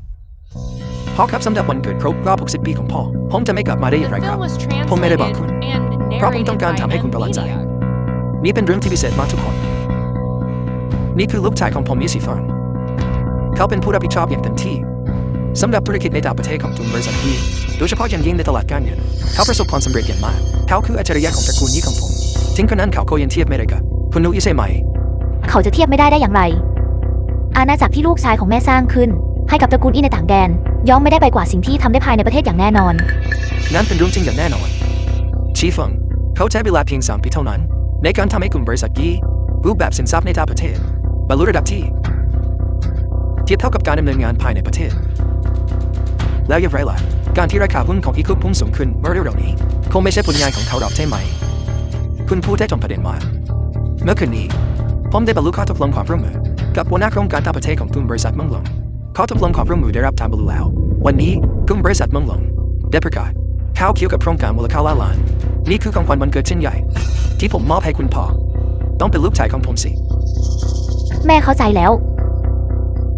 ที่แท้แล้ว มีใครบางคน แอบอ้างผลงานของลูกชายแม่ และเอาไปเป็นของตัวเอง ในกรณีนั้นการพุ่งขึ้นของราคาหุ้นยี่กรุ๊ปอาศัยในน้อยรอที่คอยผลักดันอยู่เบื้องหลังในขณะที่คู่มันของคุณหนูยี่เพียงแค่บังเอิญอาศัยบารมีของในน้อยรอทำตัวโอหังโดยอิงอำนาจผู้อื่นและสวยสุขจากผลประโยชน์อย่างแน่ได้ แม่ว่าแล้วเชียว พนักงานส่งของคนหนึ่งจะมีความสามารถ ในการปั่นหุ้นได้อย่างไร หวานหนิง การเอาผลงานของพี่ชายเจ้า มาชุบตัวคนพวกนี้ ให้ดูเลอค่าเหมือนถ้วยเลี่ยมทอง เจ้าไม่รู้สึกละอายใจบ้างหรือ เป็นไปได้อย่างไร คุณหนูอีเดิมที่ผมสนับสนุนคุณมากช่างน่าเสียดายที่คุณไม่ใช่คนที่มีความสามารถจริงๆผมคิดว่าตำแหน่งประธานกลุ่มพันธมิตรของกลุ่มพันธมิตรทางธุรกิจจิงโจวต้องเป็นนายน้อยรองของตระกูลอีซีฟงหากคุณชายรองยีได้เป็นประธานพันธมิตรของพันธมิตรทางธุรกิจจิงโจวตระกูลช่วยของผมยินดีที่จะมอบสายสัมพันธ์และทรัพยากรทั้งหมดของเราในเมืองปักกิ่งเพื่อเป็นปันกับตระกูลหัวหน้าทั้งหมดในจิงโจวแม้แต่ตระกูลช่วยจากปักกิ่งก็ยังยินดี ที่จะให้คุณชายรองยี่เป็นประธานพันธมิตรแล้วยังมีอะไรต้องพูดอีกหรือพวกเราสนับสนุนให้คุณชายรองยี่เป็นประธานพันธมิตรผมสนับสนุนให้คุณชายรองยี่เป็นประธานพันธมิตร ฉันสนับสนุนให้คุณชายรองตระกูลอี้เป็นประธานพันธมิตร ฉันสนับสนุนให้คุณชายรองตระกูลยี่เป็นประธานพันธมิตร ฉันสนับสนุนให้คุณชายรองยี่เป็นประธานพันธมิตร ฉันสนับสนุนให้คุณชายรองยี่เป็นประธานพันธมิตร คุณชายหลี่เป็นไปได้ไหมว่าราคาหุ้นที่พุ่งสูงขึ้นของยี่กรุ๊ปของฉันเกี่ยวข้องกับน้องชายของฉันจริง จากความเข้าใจของคุณเกี่ยวกับเขา เขามีความสามารถนี้หรือไม่ ๆ ธุรกิจในต่างประเทศของยี่กรุ๊ปของฉันดูเหมือนจะพัฒนาไปอย่างรวดเร็วในช่วงไม่กี่ปีที่ผ่านมาแต่ในความเป็นจริงกลับขาดทุนทุกปีมันอาศัยเงินที่ฉันหาได้จากภายในประเทศทั้งหมดคอยให้การสนับสนุนทางการเงินแก่เขาอย่างต่อเนื่องเพียงเพื่อรักษาความรุ่งโรจน์ที่ฉาบฉวยนั้นไว้ ดังนั้นในใจของคุณ คุณมีคำตอบอยู่แล้ว เอาล่ะ ให้ฉันพี่เขยสอนวิธีประพฤติตนให้เขา น้องชาย คุณยังคงอ้างสิทธิ์ว่าคุณได้ลงนามในข้อตกลงความร่วมมือร่วมกับกลุ่มบริษัทเมืองหลงแผนกธุรกิจต่างประเทศ ถ้าอย่างนั้นคุณกล้าบอกทุกคนไหมว่ามันเป็นความร่วมมือแบบไหนกันแน่ คุณเป็นใคร เขาคือน้องเขยในอนาคตของคุณ เขาหรือพี่สาวรสนิยมในการเลือกสามีของคุณช่างแย่จริงๆมีหน้าและตระกูลคุณดาวแห่งจิงโจถึงไม่เต็มใจที่จะคบค้าสมาคมกับคุณใครจะอยากได้คุณที่สวาฮันเดลิเวอรี่มาอยู่ในภูเขา อะไรนะ คุณดูถูกคนส่งของเหรอยี่ฉีเฟิงที่คุณเรียกว่า ความร่วมมือกับเมืองหลงกรุ๊ปแผนกธุรกิจต่างประเทศ มันไม่ใช่แค่การส่งอาหาร ให้กับพนักงานของพวกเขาหรือ คุณกำลังพูดอะไรสาระ เจ้าเด็กเมื่อวานซืนลูกชายของแม่ที่อยู่ต่างประเทศ มีอิทธิพลอย่างมาก และได้สร้างผลงานไว้มากมายนับไม่ถ้วนให้กับตระกูลอี้ของแม่ ทุกคนในกลุ่มบริษัทต่างก็รู้เรื่องนี้ดี เจ้าคนตาบอด ไร้สมอง กล้าดียังไงมาต่อหน้าแม่ พูดจาพ่อยอ ยี่ฉีเฟิง ข้อตกลงที่คุณลงนาม ร่วมกับกลุ่มเมืองหลง อยู่ในโทรศัพท์ของฉันนี้แล้ว คุณมีเวลา1 นาที คิดให้ดี ว่าคุณมีคุณสมบัติจริงหรือไม่ ที่จะเป็นหัวหน้าพันธมิตรของเจียงโจวพันธมิตรทางธุรกิจ ลูกรักบอกพวกเขาไปเลยถึงเนื้อหา ของการร่วมมือกับเหมิงหลงกุ๊กพูดออกมาเลย แล้วตอบหน้ามันไปเลย ดูสิว่ามันจะยังมีอะไรพูดอีก แม่ครับหยุดพูดเถอะ ลูกรักมันเป็นความลับทางธุรกิจ ใช่ไหม ไม่สะดวกที่จะเปิดเผยใช่ไหม แม่เข้าใจดี เจ้าเด็กเหลือขอ ความร่วมมือทางธุรกิจ ระดับสูงเส้นนี้ ต่อให้บอกเจ้าไปเจ้าก็ไม่มีวันเข้าใจหรอก รีบกลับไปส่งอาหารเดลิเวอรี่ของเจ้าซะ หมดเวลาแล้ว ผมเชื่อว่าตำแหน่งประธานพันธมิตรของพันธมิตรทางธุรกิจจิงโจวตำแหน่งนี้ควรจะยังคงเป็นของพี่สาวผมนั่งลงจะดีกว่าอะไรนะ คุณชายรองยี่กัดเขาไปแล้วจริงๆหรือว่าความร่วมมือในต่างประเทศของเขากับทุนบริษัทเมืองหลงแท้จริงแล้วเป็นเพียงแค่การส่งอาหารเดลิเวอรี่ให้พนักงาน ดังนั้น คุณได้พิจารณาอย่างรอบคอบแล้ว ตระหนักว่าคุณไม่มีคุณสมบัติ และสมัครใจถอนตัว จากการแข่งขันหัวหน้าพันธมิตรใช่ไหม ใช่ เหลวไหลสิ้นดี เจ้ามีข้อได้เปรียบอะไรบางอย่างนั้นหรือ อยู่ในมือของเขาหรือ บอกแม่ของคุณ และฉันจะจัดการเรื่องนี้ให้คุณเอง คุณช่วยหยุดพูดได้ไหมคนขี้ขลาดเขาเป็นคนขี้ขลาด คุณชายเหลียงเกิดอะไรขึ้นที่นี่ มันยังไม่ชัดเจนพออีกหรือเขาถูกปันหัวและถูกควบคุมโดยพนักงานน้องส่งของคุณแน่นอย่างสมบูรณ์ เป็นไปได้อย่างไร แม้แต่ตระกูลซูในปักกิ่ง ก็ยังเชื่อมั่นในคุณชายยีคนที่สองเป็นไปได้อย่างไรที่เขาจะถูกกดขี่โดยไอ้สารเลวคนนี้ ผมจะไปรู้ได้อย่างไรใครจะไปคิดว่ามาร์คลับของแทนผู้เท่านั้นจะกลายเป็นความผิดพลาดครั้งใหญ่ ตระกูลผู้สูงศักดิ์และตระกูลผู้ทรงอำนาจแห่งเจียงโจวที่เคารพ ฉันรู้ว่าในขณะนี้ ทุกคนมีความสงสัยในใจ ไม่เป็นไร ตอนนี้ฉันจะให้ทุกคนความมั่นใจ ให้ทุกคนรู้ว่าการติดตามคุณหนูใหญ่ตระกูลอี้ คุณไม่ได้ตามคนผิดมาอย่างแน่นอน เข้ามาได้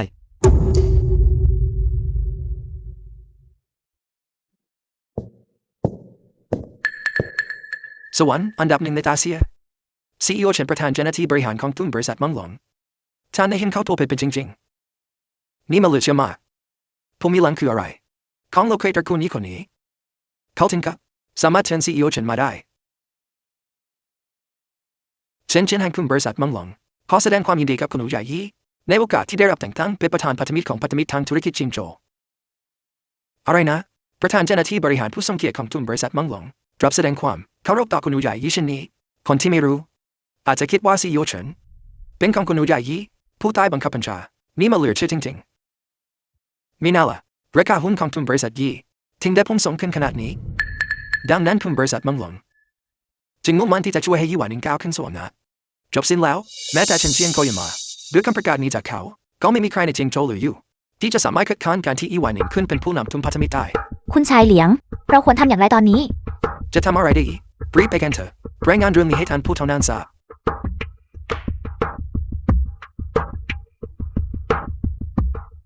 คุณอายีผมขอให้คุณมีความสุขในวันเกิด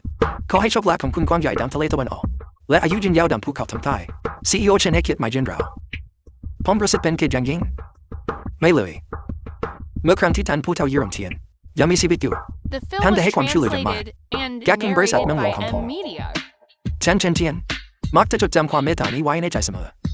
ชื่อเสียงของบิดาผู้ล่วงลับของผมนั้นรุ่งโรจน์ตลอดชีวิตของท่านพวกเราที่เป็นรุ่นหลังไม่สามารถแม้แต่จะหวังว่าจะทำทันคุณอายีคุณสุภาพเกันไปแล้วคุณหนูใหญ่ของคุณเธอเป็นหนึ่งในหมู่อย่างแท้จริงวิวสตรีในหมู่สตรีคุณต้องสนับสนุนเธอให้มากขึ้นแน่นอนที่สุดคุณหนูใหญ่ยีอีก3 วันนับจากนี้บุคคลสำคัญระดับสูงของทาเซีของเราจะมารวมตัวกันที่เมืองปักกิ่งเพื่อร่วมกันหารือเรื่องการรับมือกับพันธมิตรทางการเงิน4 ชาติในเมื่อคุณคือหัวหน้าพันธมิตรของสมาพันธ์ธุรกิจจิงโจ้คุณต้องเข้าร่วมพยายามขโมยไก่แต่กลับเสียเหยื่อไม่เพียงแต่คุณจะไม่ได้รับประโยชน์ใดๆคุณยังเปิดเผยช่วยซื้อเจอและยี่ชีฟองปฏิบัติการละที่ซ่อนอยู่ทั้ง2 คนนี้ลิงก์ทิ้งอยู่คุณมันก็แค่ขยะที่ไร้ประโยชน์ ท่านอาจารย์โปรดใจเย็นๆ เรื่องนี้ไม่ใช่ความผิดของคุณชายเหลียง มันเป็นความผิดของไอสารเลวที่ซื่อลี เราไม่รู้ว่าเมื่อไหร่ เขาได้ถือครองอำนาจต่อรองที่สำคัญ ควบคุมอย่างมั่นคง คุณชายชุยและคุณชายยี ครับเจ้าพ่อตลอดทั้งเย็นนี้ผมสวมบทเป็นตัวร้ายและผมก็สวมบทเป็นตัวดีผมได้ใช้ความสามารถทั้งหมดของผมแล้วเอาล่ะพวกคุณทั้ง2 คนลุกขึ้นการเดินทางมาของพวกคุณ2 คนก็ไม่ใช่ว่าจะไม่ได้อะไรเลยอย่าได้เข้าตามเรื่องของเด็กคนนี้ตัวตนที่แท้จริงฉันพอจะรู้แล้วล่ะจริงหรือครับเจ้าพ่อผมมีหลังของเด็กคนนี้คืออะไรกันแน่ลูมาโน้ตไหลให้ฉันหน่อย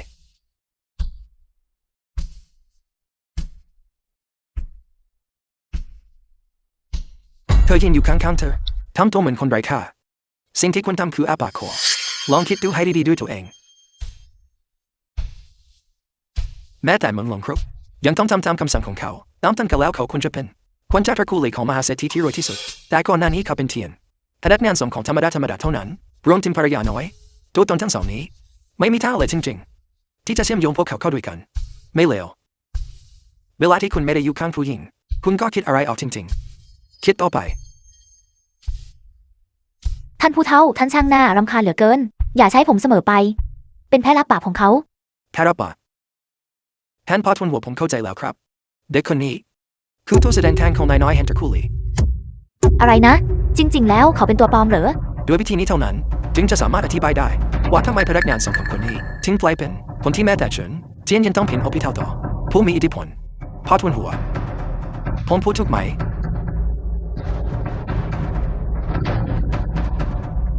ในที่สุดเด็กคนนี้ก็มีช่วงเวลาที่กระจ่างใสถูกต้องนี่ก็คือการตัดสินของฉันเช่นกัน ท่านอาจารย์ แล้วทำไมคุณชายแห่งตระกูลลีถึงต้องมีตัวปลอมด้วยล่ะ สถานการณ์ทุกรูปแบบเป็นไปได้แต่นั่นไม่สำคัญตราบใดที่เราจับตาดูผู้หลอกลวงคนนั้นไว้เราก็จะสามารถคว้าจุดเทพของตระกูลลีไว้ได้ ฉันยังไม่เข้าใจ แล้วทำไมตระกูลลีถึง เลือกไอ้ของไม่ได้เรื่องคนนั้น นายน้อยแห่งตระกูลลี The film เป็นคน was ที่รวยที่สุดในอาเซีย translated and narrated by M Media. ไม่เคยปรากฏตัวต่อสาธารณชนคนที่เคยเห็นเขามีน้อยมากตราบใดที่ตระกูลลีอนุมัติและลูกน้องให้ความร่วมมือใครก็ตามที่ทำหน้าที่เป็นตัวแทนก็เหมือนกัน ไอ้ขยะนี่ แค่โชคดีอย่างไม่น่าเชื่อ ฉันรู้แล้ว เขาไม่ได้เรื่อง เมื่อคนอื่นต้องการเขาพวกเขาเรียกเขาว่านายน้อยเมื่อพวกเขาไม่ต้องการเขาเขาก็เป็นแค่แพรับบาทพอทนหัวอีก3 วันหลังจากนี้เหล่าชนชั้นนำของทาเซียจะมารวมตัวกันที่ปักกิ่งเพื่อร่วมกันหารือเรื่องการตอบโต้กลุ่มการเงินรายใหญ่ของทั้ง10 ประเทศเราอาจจะในเวลานั้นเปิดเผยตัวตนของเขาและส่งคำเตือนไปยังตระกูลลีดีมากฉันก็คิดแบบเดียวกันตระกูลลีผู้ค้าตำแหน่งคนที่รวยที่สุดในทาเซียมาหลายปีตระกูลใหญ่ตระกูลอื่นก็อยากจะเข้ามาแทนที่พวกเขาเช่นกันเทียนอยู่แม้ว่าตระกูลลิงของคุณจะแย่งชิงเศษเล็กเศษน้อยที่เหลือมาได้มันก็จะฟื้นคืนชีพขึ้นมาทันทีตระกูลลิงของคุณสามารถครองจิงโจ้ได้ ขอบคุณครับพ่อทวนหัวสำหรับคำแนะนำและคำสั่งสอนสิ่งที่ตระกูลหลินของผมสูญเสียไปผมต้องทวงคืนมาเป็นร้อยเท่าพันเท่า คุณชายหลี่ ขอบคุณสำหรับวันนี้ ที่ทำให้หวานหนิงได้รับความโดดเด่นเช่นนี้ มูลค่าตลาดของยี่กรุ๊ปก็พุ่งสูงขึ้นเช่นกัน ไม่ต้องสุภาพ ตระกูลยีเป็นผู้นำของเจียงโจวหากตระกูลยีเจริญรุ่งเจียงโจวก็จะรุ่งเรือง หากเจียงโจวรุ่งเรืองต้าเซี่ยก็ไม่มีอะไรต้องกังวล คุณชายหลี่ให้ความสำคัญกับเจียงโจวเป็นอย่างมากจริง สิ่งที่ข้าให้ความสำคัญไม่ใช่เจียงโจวแต่เป็นตระกูลยีของคุณ ๆ แต่ตระกูลอี้ของเรา ในปัจจุบันทั่วทั้งต้าเซีย ไม่สามารถติดอันดับ1 ใน 10ได้ด้วยซ้ ว่านหนิง ข้อได้เปรียบของตระกูลยีไม่ได้อยู่ที่ความมั่งคั่ง ำหรือชื่อเสียง ในตอนนั้นปู่ของคุณ ยี่หลงเทียน ครั้งหนึ่งเคยอาศัยความแข็งแกร่งของตระกูลเพียงอย่างเดียว เพื่อต่อสู้กับกลุ่มการเงินรายใหญ่3 กลุ่ม ที่กำลังรุกคืบอย่างก้าวร้าวปกป้องตลาดการเงินของต้าเซีย บังคับให้คู่ต่อสู้ถอยทัพไปอย่างพ่ายแพ้ และยังกลายเป็นตระกูลที่ได้รับการแต่งตั้งเป็นการส่วนตัวจากองค์จักรพรรดิในฐานะตระกูลผู้พิทักษ์แห่งชาติตอนนี้กลุ่มการเงินของ4 ชาติกำลังรุกคืบอย่างก้าวร้าวจุดยืนของตระกูลยีมีความหมายที่กว้างไกล คุณชายหลี่โปรดวางใจ เมื่อมีฉันหวานหนิงอยู่ที่นี่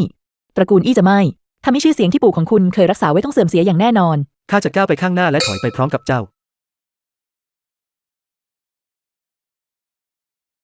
นายน้อยหลี่ ว่านหนิงอยากรู้มากว่าคุณเป็นอย่างแท้จริง สมาชิกของตระกูลหลี่ตระกูลที่ร่ำรวยที่สุด ก่อนหน้านี้คุณคิดว่าฉันไม่ใช่หรือ แล้วตอนนี้ล่ะ ตามหลักเหตุผลแล้ว การที่คุณสามารถสั่งการเฉินเจี้ยนได้ หมายความว่าคุณควรจะเป็นสมาชิกของตระกูลหลี่ แต่ผู้มีอำนาจที่แท้จริง ของตระกูลหลี่นั้นเก็บตัวอย่างมาก เป็นเวลาหลายทศวรรษ พวกเขาไม่เคยปรากฏตัวต่อสาธารณะเลย นี่แตกต่างอย่างสิ้นเชิง จากสไตล์การทำงานของคุณ นั่นคือเหตุผลที่ฉันสงสัยมาก ว่านหนิง ถ้าคู่มั่นของคุณ คือนายน้อยแห่งตระกูลหลี่ และอีกคนคือฉัน คุณจะเลือกใคร แน่นอนว่าฉันจะเลือกคุณ เด็ดเดี่ยวมาก วันนี้ในงานเลี้ยงวันเกิดของพ่อ ฉันพูดไป2 ครั้งแล้ว ฉันอี้หวานหนิงจะไม่แต่งงานกับใครนอกจากคุณ แล้วคุณไม่กลัวเหรอว่าฉันเป็นแค่คนส่งของจริง สิ่งที่น่าเกรงขามที่สุดเกี่ยวกับฉันอี้หวานหนิง คือสายตาที่เฉียบแหลมของฉัน ใครก็ตามที่ฉันเห็นว่าคู่ควร ย่อมไม่ธรรมดาอย่างแน่นอน ๆ แล้วยังไงทำไมฉันถึงต้องสนใจคุณด้วย หวานหนิงพบว่าน่าดึงดูด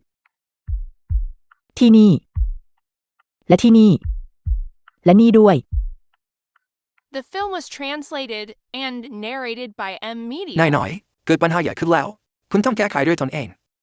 รถกำลังรอคุณอยู่ข้างล่างแล้ว โอเคฉันกำลังไปเดี๋ยวนี้ เกิดอะไรขึ้น มีเรื่องบางอย่างที่ฉันต้องจัดการ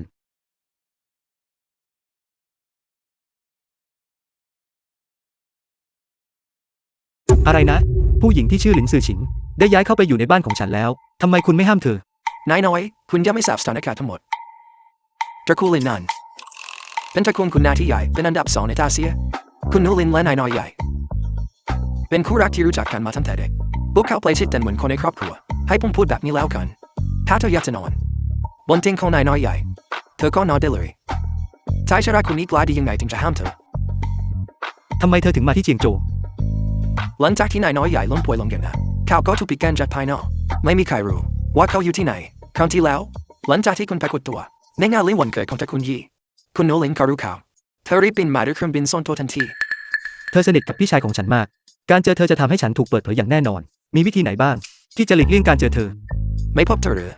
ผมว่ามันไม่เหมาะสมนะด้วยดีไซน์ของคุณโนลินเธอสามารถพลิกจิงโจ้ทั้งหมดให้ทะเลาะได้เลย โอ้พระเจ้า นี่ ท่านผู้เท่าฐาน เธอและพี่ชายของฉันอยู่ในความสัมพันธ์แบบนั้นหรือ ให้ผมพูดแบบนี้แล้วกันแน่นอนว่าเธอต้องการแต่งงานกับนายน้อยใหญ่แต่นายน้อยใหญ่ปฏิบัติต่อเธอเหมือนน้องสาวแท้ ดูเหมือนว่า จะมีปัญหาซะแล้ว ตระกูลหลินก็เป็น ตระกูลขุนนางผู้พิทักษ์ชาติของตาเซีย เราต้องการความสามัคคีในตอนนี้ แต่ในขณะนี้ เรากลับเจอคุณหนูหลินที่หมกมุ่นอยู่กับความรัก ๆในความคิดของผมทำไมคุณไม่ใช้ความคิดพิเรื่องใช้ยาพิษต่อสู้กับยาพิษบางทีมันอาจจะมีผลที่น่าอัศจรรย์ก็ได้ ใช้ยาพิษสู้ยาพิษ เธอหมกมุ่นอยู่กับความรัก คุณวางแผนให้ฉันออกเดทกับเธอหรือ นายน้อยฉลาด ฉันมีการมั่นหมายแล้ว คนที่มันหมายคือนายน้อยใหญ่ ไม่ใช่คุณ หลินซื่อฉิง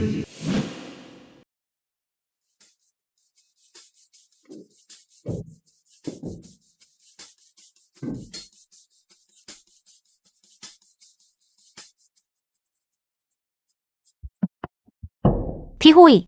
ที่ผ่านมาคุณไปอยู่ที่ไหนมาทำไมคุณถึงหลบหน้าฉัน ไม่ยอมมาพบฉันหรือ ถ้ายาพิษต่อสู้กับยาพิษมันอาจจะมีผลที่น่าอัศจรรย์ก็ได้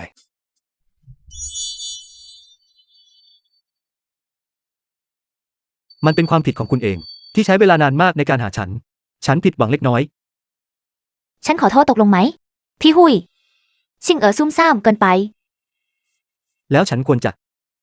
ลงโทษคุณยังไงดี ไม่มีทาง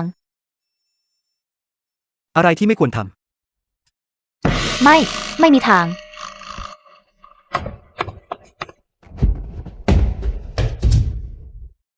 พี่หุยพี่เริ่มสนแล้วนะ น่าเกลียด ำสมกับเป็นท่านผู้เท่าฐาน เขาทายถูกอีกแล้ว The film was translated and narrated by M Media. พี่หุยคุณตื่นแล้ว อาหารเช้าใกล้จะเสร็จแล้ว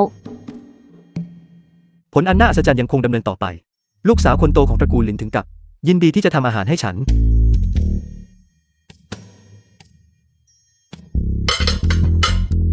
จริงด้วยพี่หุยมีบางอย่าง คุณต้องตอบฉันตามตรงนะ ไปเลย คุณมาที่เจียงโจวเพื่อมาทำตาม สัญญาการมั่นหมายกับตระกูลนี้ใช่ไหม คุณทำได้อย่างไร นี่เป็นสิ่งที่คุณควรถามหรือ พี่หุยอย่ากโกรธเลยนะตกลงไหม ชิงแค่อยากรู้ว่า ลูกสาวคนโตของตระกูลอี้นั้น สวยหรือไม่ นั่นง่ายมาก ฉันจะขอให้เธอมา และนั่นก็คือทั้งหมด ไม่จำเป็น ที่นี่คนเยอะเกินไป ถ้ามีคนอื่นมาเพิ่ม จะไม่มีที่นั่งเพียงพอ ตอนนี้กำลังพอดีแล้ว อะไรคุณกลัวที่จะเจอเธอหรือ ฉันไม่กลัวแน่นอน เพียงแต่ว่า คุณมีพันธะการมั่นหมายกับเธอ และฉันเกรงว่าฉันจะเอาชนะเธอไม่ได้ แล้วถ้าวันหนึ่ง พวกเขาบอกว่าฉันเป็นตัวปลอม ไม่ใช่หลีคุยตัวจริง คุณยังอยากจะแต่งงานกับฉันอยู่ไหม พี่หุยความจริงแล้วก่อนเมื่อวานนี้ ฉันไม่ค่อยแน่ใจนัก เพราะฉันรู้สึกเสมอว่า คุณเป็นคนที่เย็นชามาก เป็นเหมือนเครื่องจักรที่เย็นชามาก แต่หลังจากเมื่อวานนี้ เครื่องจักรที่เย็นชาเครื่องนี้ของคุณ ได้เริ่มทำงานแล้วทำให้ฉันรู้สึกร้อนรุ่มมาก และเขินอายมากสัตว์นาง ฉันชอบคุณในตอนนี้ แล้วถ้าฉันไม่ใช่ของจริง นายน้อยแห่งตระกูลหลี พี่หุยความจริงแล้วตอนที่ฉันมาที่เจียงโจวมีคนบอกฉันแล้วว่า คุณไม่ใช่คุณชายแห่งตระกูลลี มีคนบอกคุณไว้ก่อนแล้วหรือ ใครกัน เขาเป็นเพื่อนเก่าของพ่อฉัน ฉันเรียกเขาว่าอาหนาน คุณอาหนาน หรือว่าจะเป็นผู้นำของ5 จังหวัด หนานว่านซาน ใช่ คือเขาคนนั้น The แหละ film was ใช่แล้วเขายัง translated ขอให้ฉัน and narrated นำหลักฐาน by บางอย่าง M ส่งไปให้ Media. เขา พี่หุยเขากำลังพยายามจะทำร้ายพี่หรือเปล่า งั้นก็สมบูรณ์แบบเลย แค่ส่งหลักฐานให้เขา พี่ต้องการซ้อนแผนเขาหรือ ฉลาดทำตามที่ฉันบอก ถ้าฉันเดาไม่ผิด เขาตั้งใจที่จะใช้การประชุมปักกิ่ง เพื่อเตือนฉัน เขาฝันไปเถอะ พี่หุยไม่ต้องกังวลนะ ฉันจะช่วยพี่จัดการกับเขาอย่างแน่นอน จริงสิชิงตอนที่คุณมาถึงเจียงโจวครั้งแรก ทำไมคุณถึงไปที่ พบหนานหวานซานก่อนไหม ทั้งหมดเป็นเพ่อของฉัน ท่านรู้ว่าฉันกำลังจะมาที่เจียงโจวจึงขอให้ฉันและหนานวานสาร หารือเกี่ยวกับการโอนกรรมสิทธิ์เหมืองเงิน การโอนเหมืองเงินหรือ ถูกต้อง ราคาเงินในขณะนี้ ลดลงติดต่อกันเป็นเวลา 5 ปีแล้ว เหมืองเงินทั้งหมดภายใต้ชื่อของเครือบริษัทลินของเรากำลังดำเนินงานด้วยกำไรที่น้อยมาก พ่อของฉันอยากจะขายพวกมันทิ้งตั้งนานแล้ว และหนานว่านซานก็ประจวบเหมาะที่ ต้องการเข้าซื้อกิจการทั้งหมดนั้น เหมืองเงินของตระกูลหลิน คิดเป็น60%ของผลผลิตเงินในต้าเซีย ดูเหมือนว่าหนานหวานซานต้องการควบคุมแหล่งที่มาของสินค้าเงินในตลาดทันที ใช่ไหมชิงคุณบรรลุข้อตกลงหรือยัง เรายังไม่ได้เริ่มเจรจากันเลยด้วยซ้ำแต่หนานว่านซานบอกว่า เขาต้องการจัดแจงให้ลูกชายของเขา เหลียงเทียนอวีมาเจรจากับฉัน เลี้ยงเทียนอยู่ พ่อหนุ่มส่งโชคมาที่นี่อีกแล้ว ชิงเดี๋ยวผมจะไปเจรจากับคุณด้วยในภายหลัง จริงหรือ วิเศษมากอหากคุณ ยินดีที่จะช่วยฉันเจรจา ฉันก็สามารถนั่งอยู่ข้างๆและดื่มกาแฟได้ แต่งตัวดีแต่กลับน่ารังเกียจเซซันและวันตาทาน คุณชายเหลียง ถ้าอย่างนั้นพวกเราควรจะแชร์เขาเลยไหม ไม่ต้องรีบร้อนรอจนกว่าเขาจะรู้สึกมีความสุขสุดๆแล้วเราค่อยบทที่เขาให้เขาลองลิ้มรสความรู้สึกของการตกลงมาจากสวรรค์ไปยันนรกคุมที่18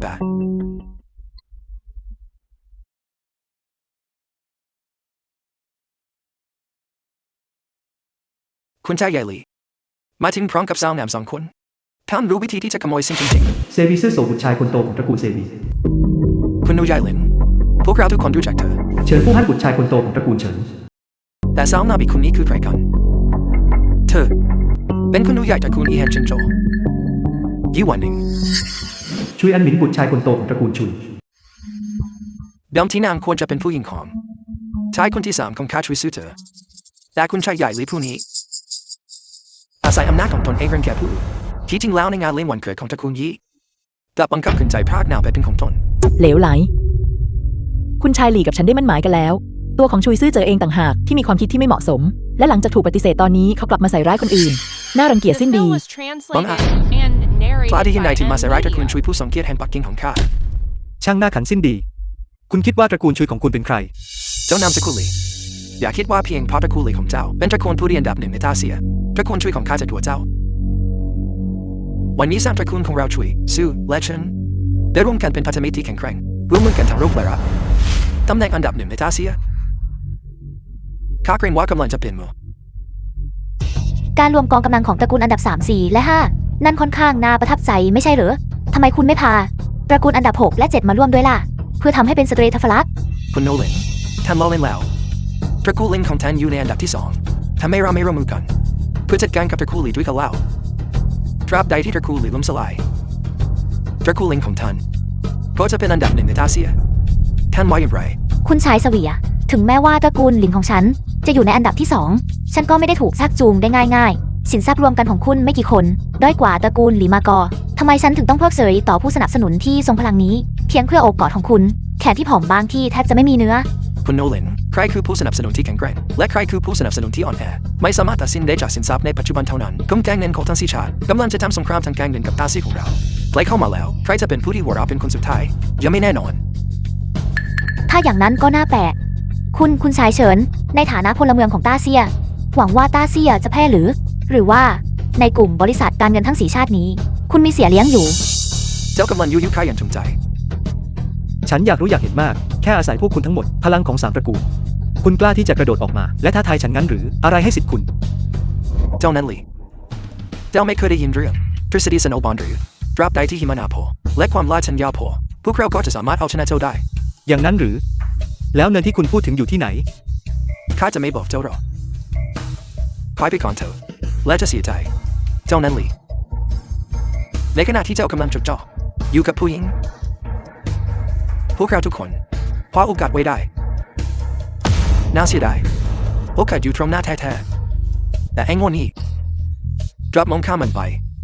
จงใจทำให้เรื่องราวดูซับซ้อน เหลวไหลสิ้นดี สองสาวงามโอกาสที่สวรรค์ประทานมานี้ข้ายินดีที่จะมอบให้แก่พวกเจ้าตราบใดที่พวกเจ้าทิ้งเจ้านี่ไปและยืนอยู่ข้างพวกเราข้ารับประกันว่ายอดเงินในบัญชีของพวกเจ้าจะมีเลข0เพิ่มเข้าไปอีกตัวที่ท้ายสุดพี่น้องทั้งหลายสโนว์บอลเริ่มพลิงแล้วราคาสินได้นันดินลงถึงจุดต่ำสุดแล้วดีทุกละพงส่งขึ้นถึง50%ค่าไทยเลเวอเรต50 เท่าผลตอบแทนปัจจุบันของข้าคือ74 เท่าค่าด้วยคราวนี้พวกเขาได้ด้วยแน่ พวกเขากำลังพูดถึงสัญญาซื้อขายเงินล่วงหน้า ใช่แล้วราคาเงินได้ ตกลงมาเป็นเวลา 5 ปีติดต่อกันแล้ว แต่พวกเขากลับซื้อสวนกระแส พวกเขาพนันสำเร็จ ราคาสินแบรนด์นั้นเพิ่มขึ้นจากจุดต่ำสุดได้เกิน 100% แล้วโมเมนตัมของกระทิงนั้นไม่อาจหยุดยั้งได้มีถูกกำจัดจนหมดสิ้นนี่มาเหลือเชื่อมาก มันขึ้นมามากขนาดนี้เลย The film Job was Lab, Job Sim Lao. translated and narrated by M ทำไม Media. ราคาสินแรงเงินจึงพุ่งสูงขึ้นอย่างกระทันหันค่าใส่ไป7,000 ล้านเพียงเพื่อหลีกเลี่ยงการถูกบังคับชำระบัญชีหากมันยังคงขึ้นต่อไปแบบนี้ข้าคงต้องกระโดดลงมาจากดาดฟ้าเจ้านั้นหลีผลตอบแทนปัจจุบันของข้าคือ105 เท่าหากความเร็วนี้ยังคงดำเนินต่อไปพวกเราก็ไม่จำเป็นต้องพึ่งสองตระกูลนั้นด้วยซ้ำตระกูลเซของพวกเราเพียงลำพังก็สามารถหยิบเจ้าไว้ใต้เท้าได้ถูกต้องแล้วการบดขยี้ตระกูลหลีของเจ้า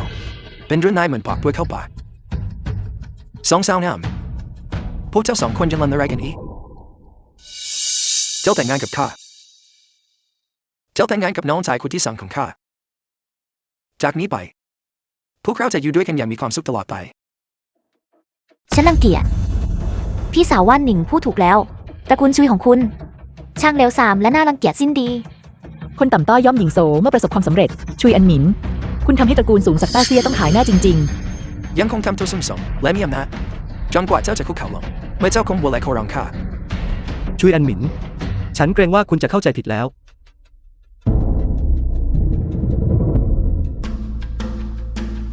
เฉินเจี้ยน เปิดสถานะขาย5 ล้านล็อต เปิดสถานะขายเจ้ากล้าเปิดสถานะขายในเวลานี้งานหรือเหมือนแมลงเม่าบินเข้ากองไฟพวกเราจะบังคับชำระบัญชีเจ้าในไม่กี่นาที พี่ฮุย ถ้าเราทำแบบนี้ตอนนี้มันจะไม่เสี่ยงเกินไปหน่อยเหรอ ๆ ถูกต้อง ตอนนี้กระทิงมีแรงผลักดันอย่างท่วมท้น ไม่ว่าจะมีสถานะขายช็อตมากแค่ไหน พวกเขาก็จะถูกกำจัดออกไป อย่าถูกชักจูงโดยคนเหล่านั้น คุณสายตาสั้นและโง่เขลา สถานการณ์เล็กน้อย ไม่มีอะไรต้องกลัว คิโมนาดันดอนคนสายตาสั้นและไม่รู้เรื่องรู้ราวก็คือเธอนั่นแหละใช่ไหมฉันรู้ว่าเธอวางแผนอะไรอยู่เธอเปิดสถานะช็อตไว้แล้วเธอก็ต้องการใช้เงินจริงในการชำระหนี้5 ล้านลอตโต้เท่ากับเงิน70,000 ตันปัญหาคือเธอมีสต็อกจริงมากขนาดนั้นหรือเปล่า แน่นอนว่าฉันท เหลวไหลผลผลิตเงินรายปีทั้งหมดของตาเซียมีเพียง 7,000 ตันเท่านั้นใช่ไหม70,000 ตัน The film was นั่นมันคือ translated ผลผลิต10 ปีเลยนะ and narrated by M. ตอนนี้ Media. 90% ของเหมือนเงินในตาเซียอยู่ในมือของแทนพอทัวร์วัวของฉันเธอจะไปซื้อที่ไหน คุณชายหลี่นี่มันลำบากแล้ว ถ้าเธอไม่สามารถซื้อสต็อกจริงได้เธอทำได้แค่ซื้อฟิวเจอร์เพื่อปิดสถานะเท่านั้น ตอนนี้ราคาเงินพุ่งสูงขึ้นหลายเท่าสถานะช็อตที่มีมูลค่า 5,000 หยวนต้องใช้เงิน 10,000 หยวนในการซื้อคืน5 ล้านรอบเหล่านั้นเธอจะขาดทุน 250,000 ล้าน 250,000 ล้าน พี่ฮุย แล้วเราทำผิดพลาด ที่ขายเหมืองเงินให้เขาไปก่อนหน้านี้หรือเปล่า คุณลินคุณคิดว่าฉันโม้จริงๆเหรอฉันจะใช้เงินเพิ่มอีก300,000 ล้านเพียงเพื่อซื้อมูลที่พังๆของตระกูลลินของคุณเนี่ยนะฉันรอเธออยู่ตรงนี้แล้ว อ้าปากค้างเลยใช่ไหมล่ะ เสียใจแล้วใช่ไหมล่ะ คุณชายเหลียงเคยกล่าวไว้ว่า การกินในสิ่งที่ไม่ควรกินเข้าไป จะทำให้ท้องอืดท้องเฟ้อ เป็นยังไงบ้างละตอนนี้ สบายตัวไหม ำทำไมพวกคุณทุกคนถึงคิดว่า ฉันต้องซื้อหุ้นจริง มีอะไรอีกไหมเธอมีมันอยู่ที่บ้านจริงๆเหรอ ขอโทษนะครับ ฉันทำจริง โม้โดยไม่คิดเธอรู้ไหมว่าเงิน70,000 ตันมันเป็นแนวคิดแบบไหนเจ้านามสกุลลีให้ข้าสร้างบทเรียนแก่เจ้าเองแรงเงิน70สามารถบรรจุได้2 สระว่ายน้ำขนาดมาตรฐาน50 เมตรคุณรู้ไหมว่ามันใหญ่ขนาดไหน ๆ ช่างบังเอิญอะไรเช่นนี้ มีแห่งหนึ่งในเขตชานเมืองปักกิ่ง ศูนย์ว่ายน้ำที่อยู่ระหว่างการปรับปรุงสระว่ายน้ำด้านในกองสูงไปด้วย เงินสูง 5 หรือ 6 เมตร หากพวกคุณคนใดสนใจ คุณสามารถไปดูได้ นี่มันเป็นไปไม่ได้อย่างแน่นอน ถ้าคุณกำลังกับทุนเงินตระกูลคุณนางใหญ่ของเรา เป็นไปได้อย่างไรที่ฉันจะไม่รู้ มันคือการปรับปรุงคุณเห็นไหม ทุกวันพวกเขากำลังขนส่งวัสดุ ฉันขอโทษ จริง ๆ แล้ววัสดุเหล่านั้นล้วนเป็นเงิน สวัสดี อะไรนะ มีคนในแถบชานเมืองในสระว่ายน้ำเพราะพวกเขานั้นพวกเขากำลังถ่ายทอดสดอยู่คนดังในอินเทอร์เน็ตและอินฟลูเอนเซอร์และสื่อต่างๆพากันแฮกกันไปหมดแล้วนี่เรื่องจริงเหรอพูดจะไรสาระจะคู่เลยของคุณไม่มีมาเลย The ตั้งแต่ film แรก was คุณเอา translated มันทั้งหมดนั้นมาจาก and ไหน narrated by M. แต่ตระกูลหลิน Media. ของฉันมี ตลกสิ้นดี เหมืองของตระกูลหลินของคุณ อยู่ในมือของคุณชายเหลียงหมดแล้วตอนนี้ การไม่มีเหมืองไม่ได้ หมายความว่าไม่มีหุ้น ตระกูลหลินของฉันดำเนินกิจการ ในอุตสาหกรรมเหมืองแร่มานานหลายทศวรรษ จะเป็นไปได้อย่างไรที่เราไม่สามารถผิดหุ้นจำนวน 70,000 ตันได้ พวกเขาผิดไม่ได้หรอก เป็นไปไม่ได้ของตระกูลลิงของคุณผลผลิตจากเมืองเงิน และข้อมูลการทำธุรกรรมฉันมีทั้งหมดฉันรับประกันได้ว่าตระกูลลิงของคุณ ไม่มีสินค้าคงพลังมากขนาดนั้นจะแน่นอน อะไรนะ สิ่งที่คุณสามารถตรวจสอบได้ คือข้อมูลทั้งหมด ที่ฉันจงใจให้คุณหา ไม่เช่นนั้นคุณจะมี ความเต็มใจ จ่ายเงินเพิ่มอีก300,000 ล้านหยวนได้อย่างไร อะไรข้อมูลและสารสนเทศเหล่านั้น เป็นของปลอมทั้งหมดงั้นเหรอ ไม่นะ ข้อมูลและสารสนเทศ พวกมันเป็นของจริงทั้งหมด พวกมันแค่ไม่สมบูรณ์ ขอโทษนะคะคุณชายเหลียง สิ่งที่คุณใช้เงิน600,000 ล้านหยวนซื้อไป ไม่ใช่ของตระกูลเรา ทั้งหมดของเหมืองเงิน บางทีมันอาจจะเป็นแค่1 ใน 3ของทั้งหมด ไอ้สัตว์เลวพลาดที่จะเนมาวางแผนร้ายกับฉัน วางแผนร้ายต่อคุณนั้นเหรอ คุณทายาทเสเพล ของตระกูลชั้น 3 ในเจียงโจวคุณคู่ควรแล้วเหรอ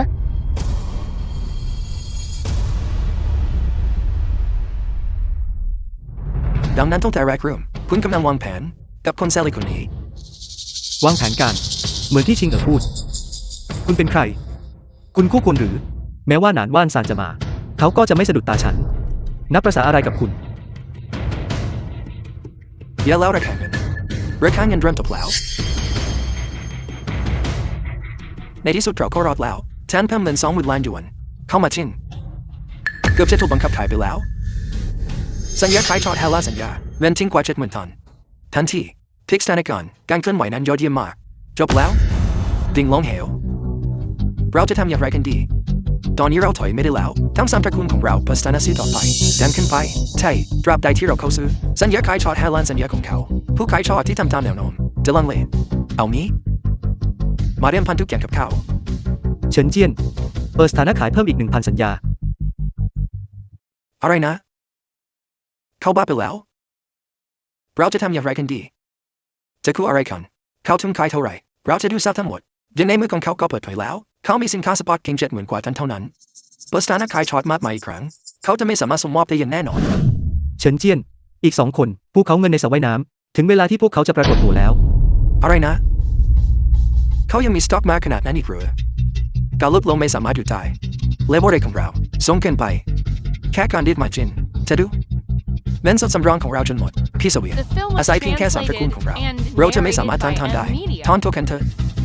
ผู้ปากทอนอะไรถ้าเราทอนตัวตอนนี้เราจะไม่สามารถรักษาสปอตของเราไว้ได้ด้วยซ้ำในบรรดา5 อันดับแรกในปักกิ่งถ้าเราไม่ถอนตัวลืมเรื่อง5 อันดับแรกในปักกิ่งไปได้เลย3 ชั่วอายุคนถัดไปจะต้องใช้ชีวิตชดใช้หนี้ท่านสุภาพบุรุษโปรดฟังข้าพเจ้าแม้ว่าเขาจะมีหุ้นมากกว่านี้เพราะทุนวัวของฉันจะยอมรับการส่งมอบทั้งหมดรอบนี้พวกเราจะไม่ทายอย่างแน่นอน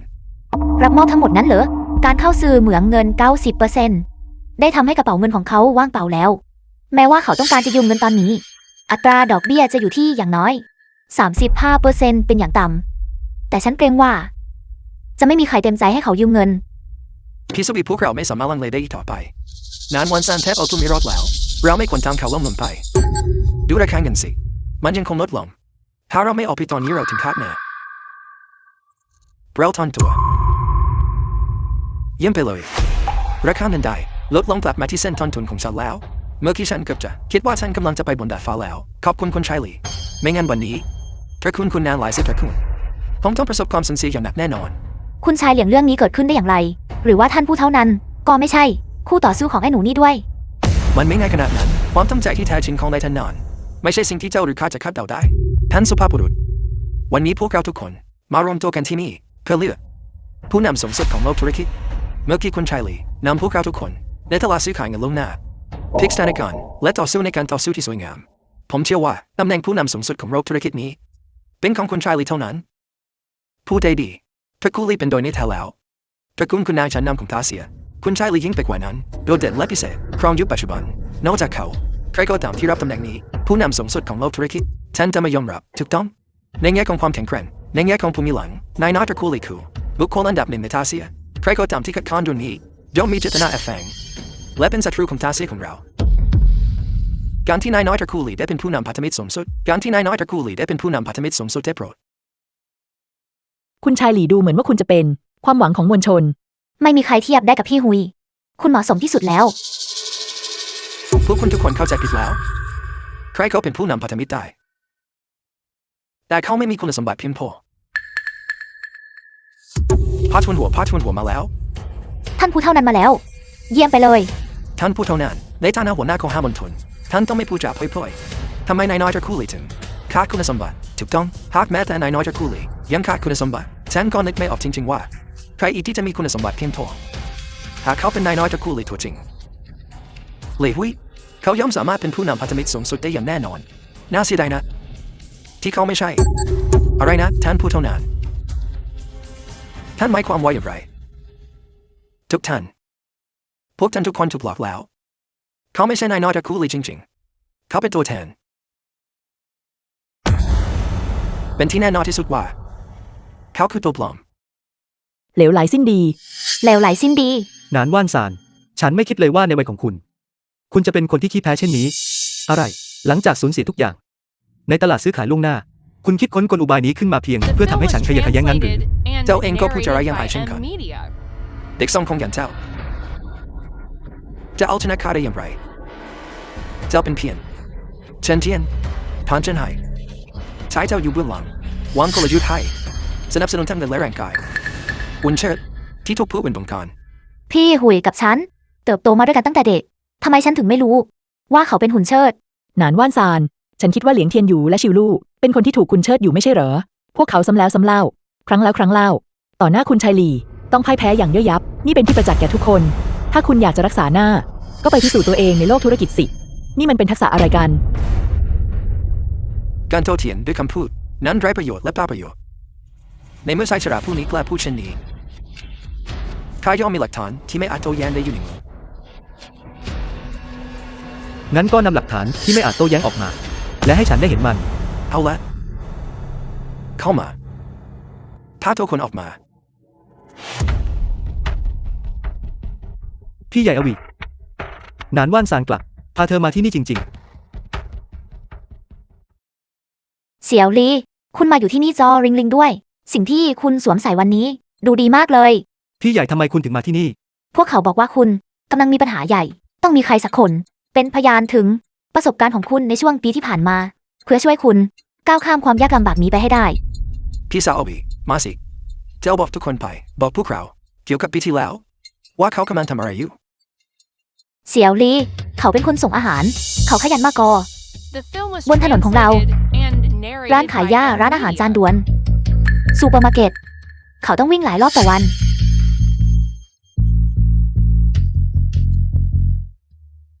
ทุกคนที่นี่ต่างรู้ดีว่าเมื่อปีที่แล้วสิบตระกูลใหญ่แห่งปักกิ่งได้จัดการประชุมสุดยอดแบบปิดและนายน้อยตระกูลหลี่เป็นผู้จัดงานหลักนายน้อยตระกูลหลี่ข้าอยากรู้ว่า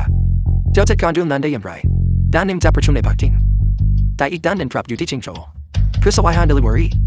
ถ้าเช่นนั้นก็มีความเป็นไปได้เดียว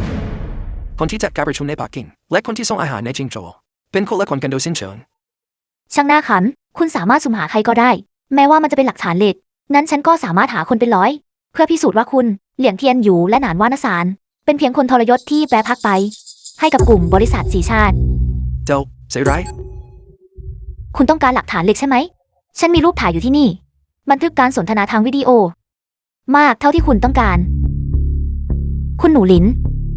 พี่หุยของคุณ เป็นแค่ พนักงานส่งของเล็กกน้อยๆ เขาขยันส่งอาหาร เพียงเพื่อเก็บเงินให้ฉันใช้ นอกจากพยานบุคคลแล้วภาพจากกล้องวงจรปิดทั่วทั้งถนนก็อยู่ในมือของข้าด้วยเช่นกัน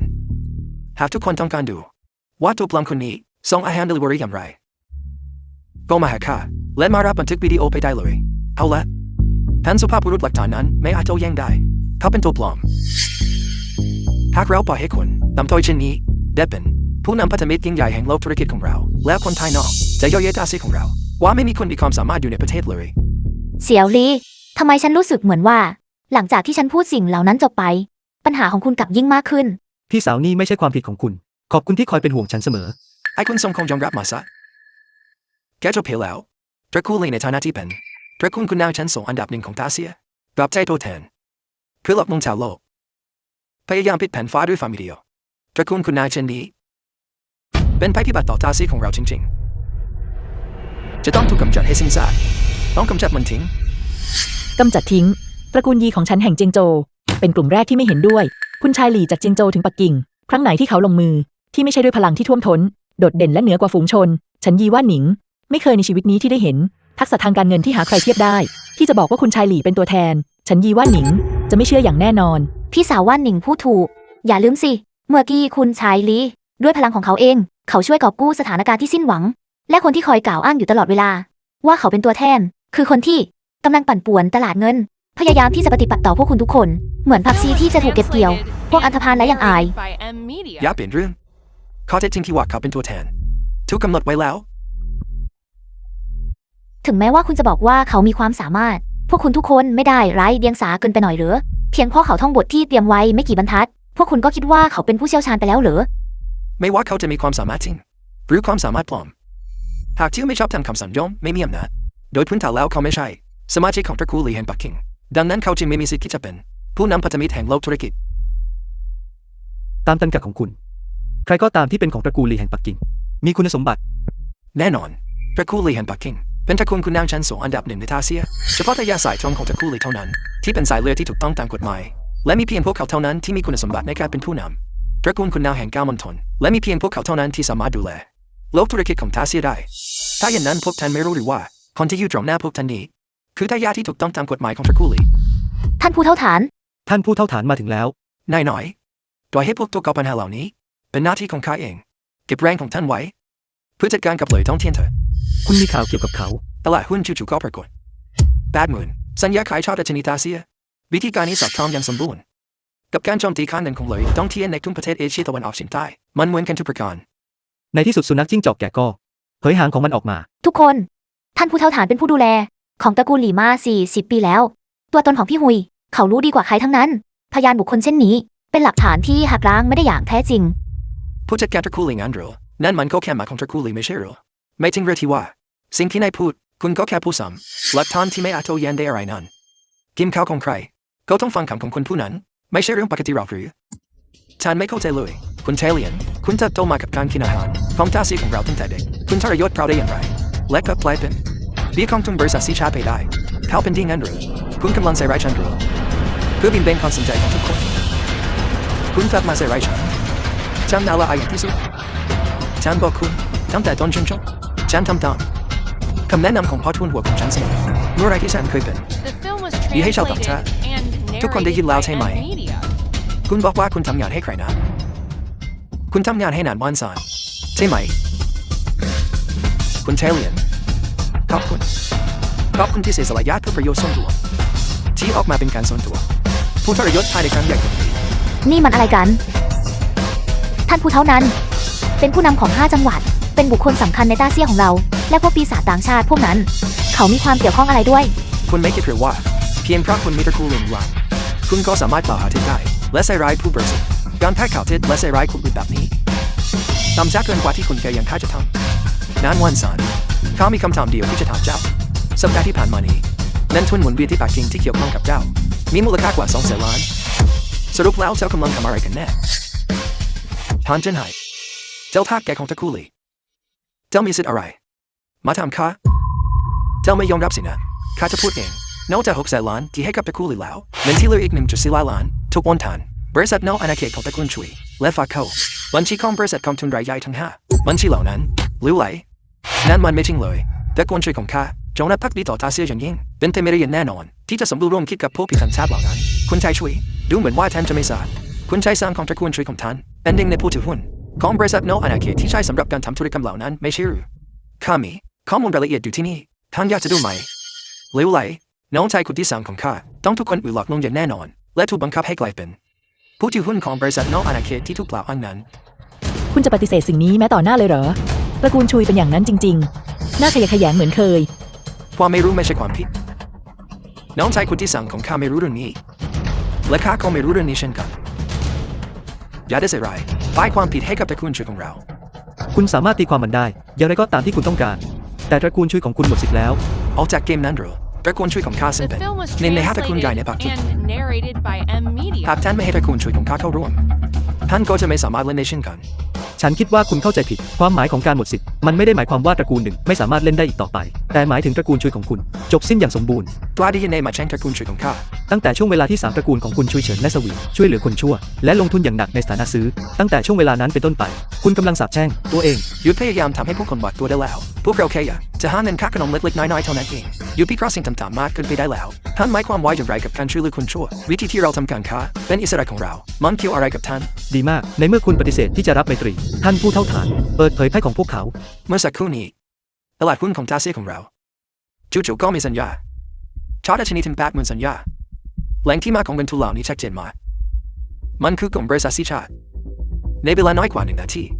มีคำสั่งซื้ออีก 3,000 รายการปรากฏขึ้นสัญญาสำหรับการชาร์ตดัชนีคุณใช้ทั้ง3สัญญา 3,000 ฉบับนี้ท่านคุ้นเคยกับมันหรือไม่เท่าเป็นรู้ตลกสิ้นดีเรื่องนี้มันเกี่ยวอะไรกับพวกเรานี่เป็นเพียงแค่การใส่ร้ายยาไม่มีมูลความจริงพวกเราจะจ้างทนายความที่ดีที่สุดเพื่อฟ้องร้องพวกท่านให้ตายท่านจะไม่หลังน้ำตาจนกว่าจะให้ลงศพเพื่อให้ตาเสียของข้าป้องกันการโจมตีทางการเงินของทุนบริษัทซีชาติการกำกับดูแลแหล่งที่มาของเงินทุน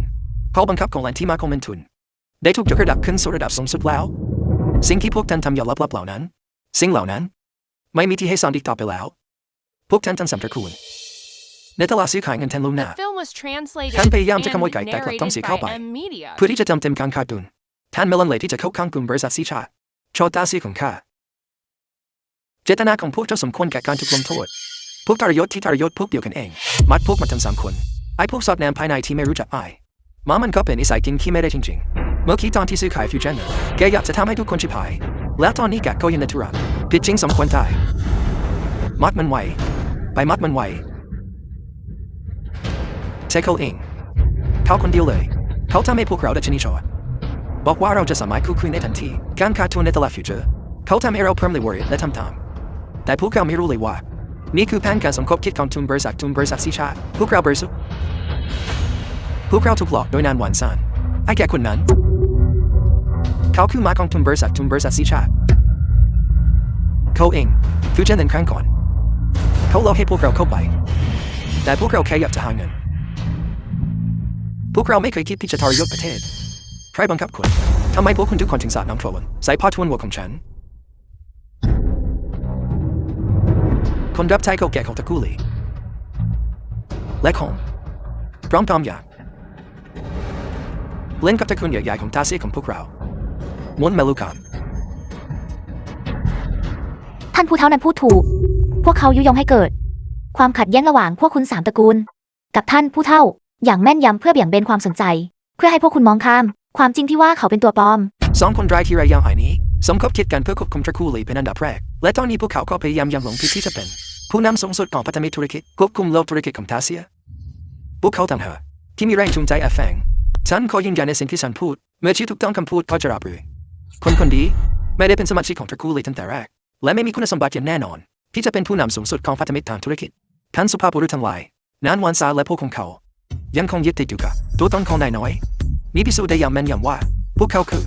ลูกน้องของทุนบริษัททุนความร่วมมือสีชาติถูกต้องทุกคนคิดให้ดีพี่หุยเมื่อกี้ในตลาดซื้อขายล่วงหน้าเงินบทขยี้แผนการร้ายของนานวานสารอย่างราบคาบเขารีบใช้การตั้งคำถามถึงตัวตนของพี่หุยเพื่อบีบให้เขาออกมาถูกต้องเมื่อ2 กองทัพเผชิญหน้ากันใครจะเป็นคนแรกที่ดึงผู้บัญชาการของตัวเองลงมานอกจากคนทรยศเดี๋ยวแล้วตลาดต่างประเทศเริ่มแล้วเทขายอย่างกระทันหันในปริมาณมหาศาลของสกุลเงินตาเซียอัตราแลกเปลี่ยนจะไม่ไหวตลาดหุ้นก็ดิ่งลงเหวเป็นการโจมตี2 ทางทั้งตลาดสกุลเงินและตลาดหุ้นทุนบริษัททุนความร่วมมือสีชาติเริ่มเคลื่อนไหวแล้วทุกคนอย่าตื่นตระหนกอย่าขายหุ้นแม้แต่หุ้นเดียวอย่ากลายเป็นผู้สมรู้ร่วมคิดของกลุ่มบริษัทสีชาติเป้าหมายของพวกเขาคือการยุยงให้เกิดความตื่นตระหนกโดยใช้สีตำลึงปักต้องพันช่างทำให้เราเหยียบย่ำกันเองราคาหุ้นปัจจุบันกำลังดิ่งลงอย่างมากคุณกำลังบอกให้ทุกคนอย่าขายหุ้นแม้แต่หุ้นเดียวคุณพยายามจะทำให้ทุกคนทุกฟังไปพร้อมกับคุณโรเหลียงเทียนอยู่คุณยังไม่ยอมรับอีกหรือว่าคุณเป็นสมุนของกลุ่มบริษัทสีชาติคุณแค่ต้องการให้ทุกคนเหยียบย่ำกันเองใช่ไหมคุณลินฉันไม่ได้บอกให้ขายอย่าซื้อคืนขายในราคาสูงและซื้อในราคาต่ำทำให้ทุกคนร่ำรวยคุณไม่เข้าใจแม้แต่เทคนิคเล็กๆน้อยๆนี้ใช่ไหมจบแล้วดัชนีตาเซียลดลงจาก 14,000 จุดไปที่ 11,000 จุดในช่วงเวลาสั้นๆนี้มันลดลงถึง 3,000 จุดต่อไปพวกเขาจะต้อง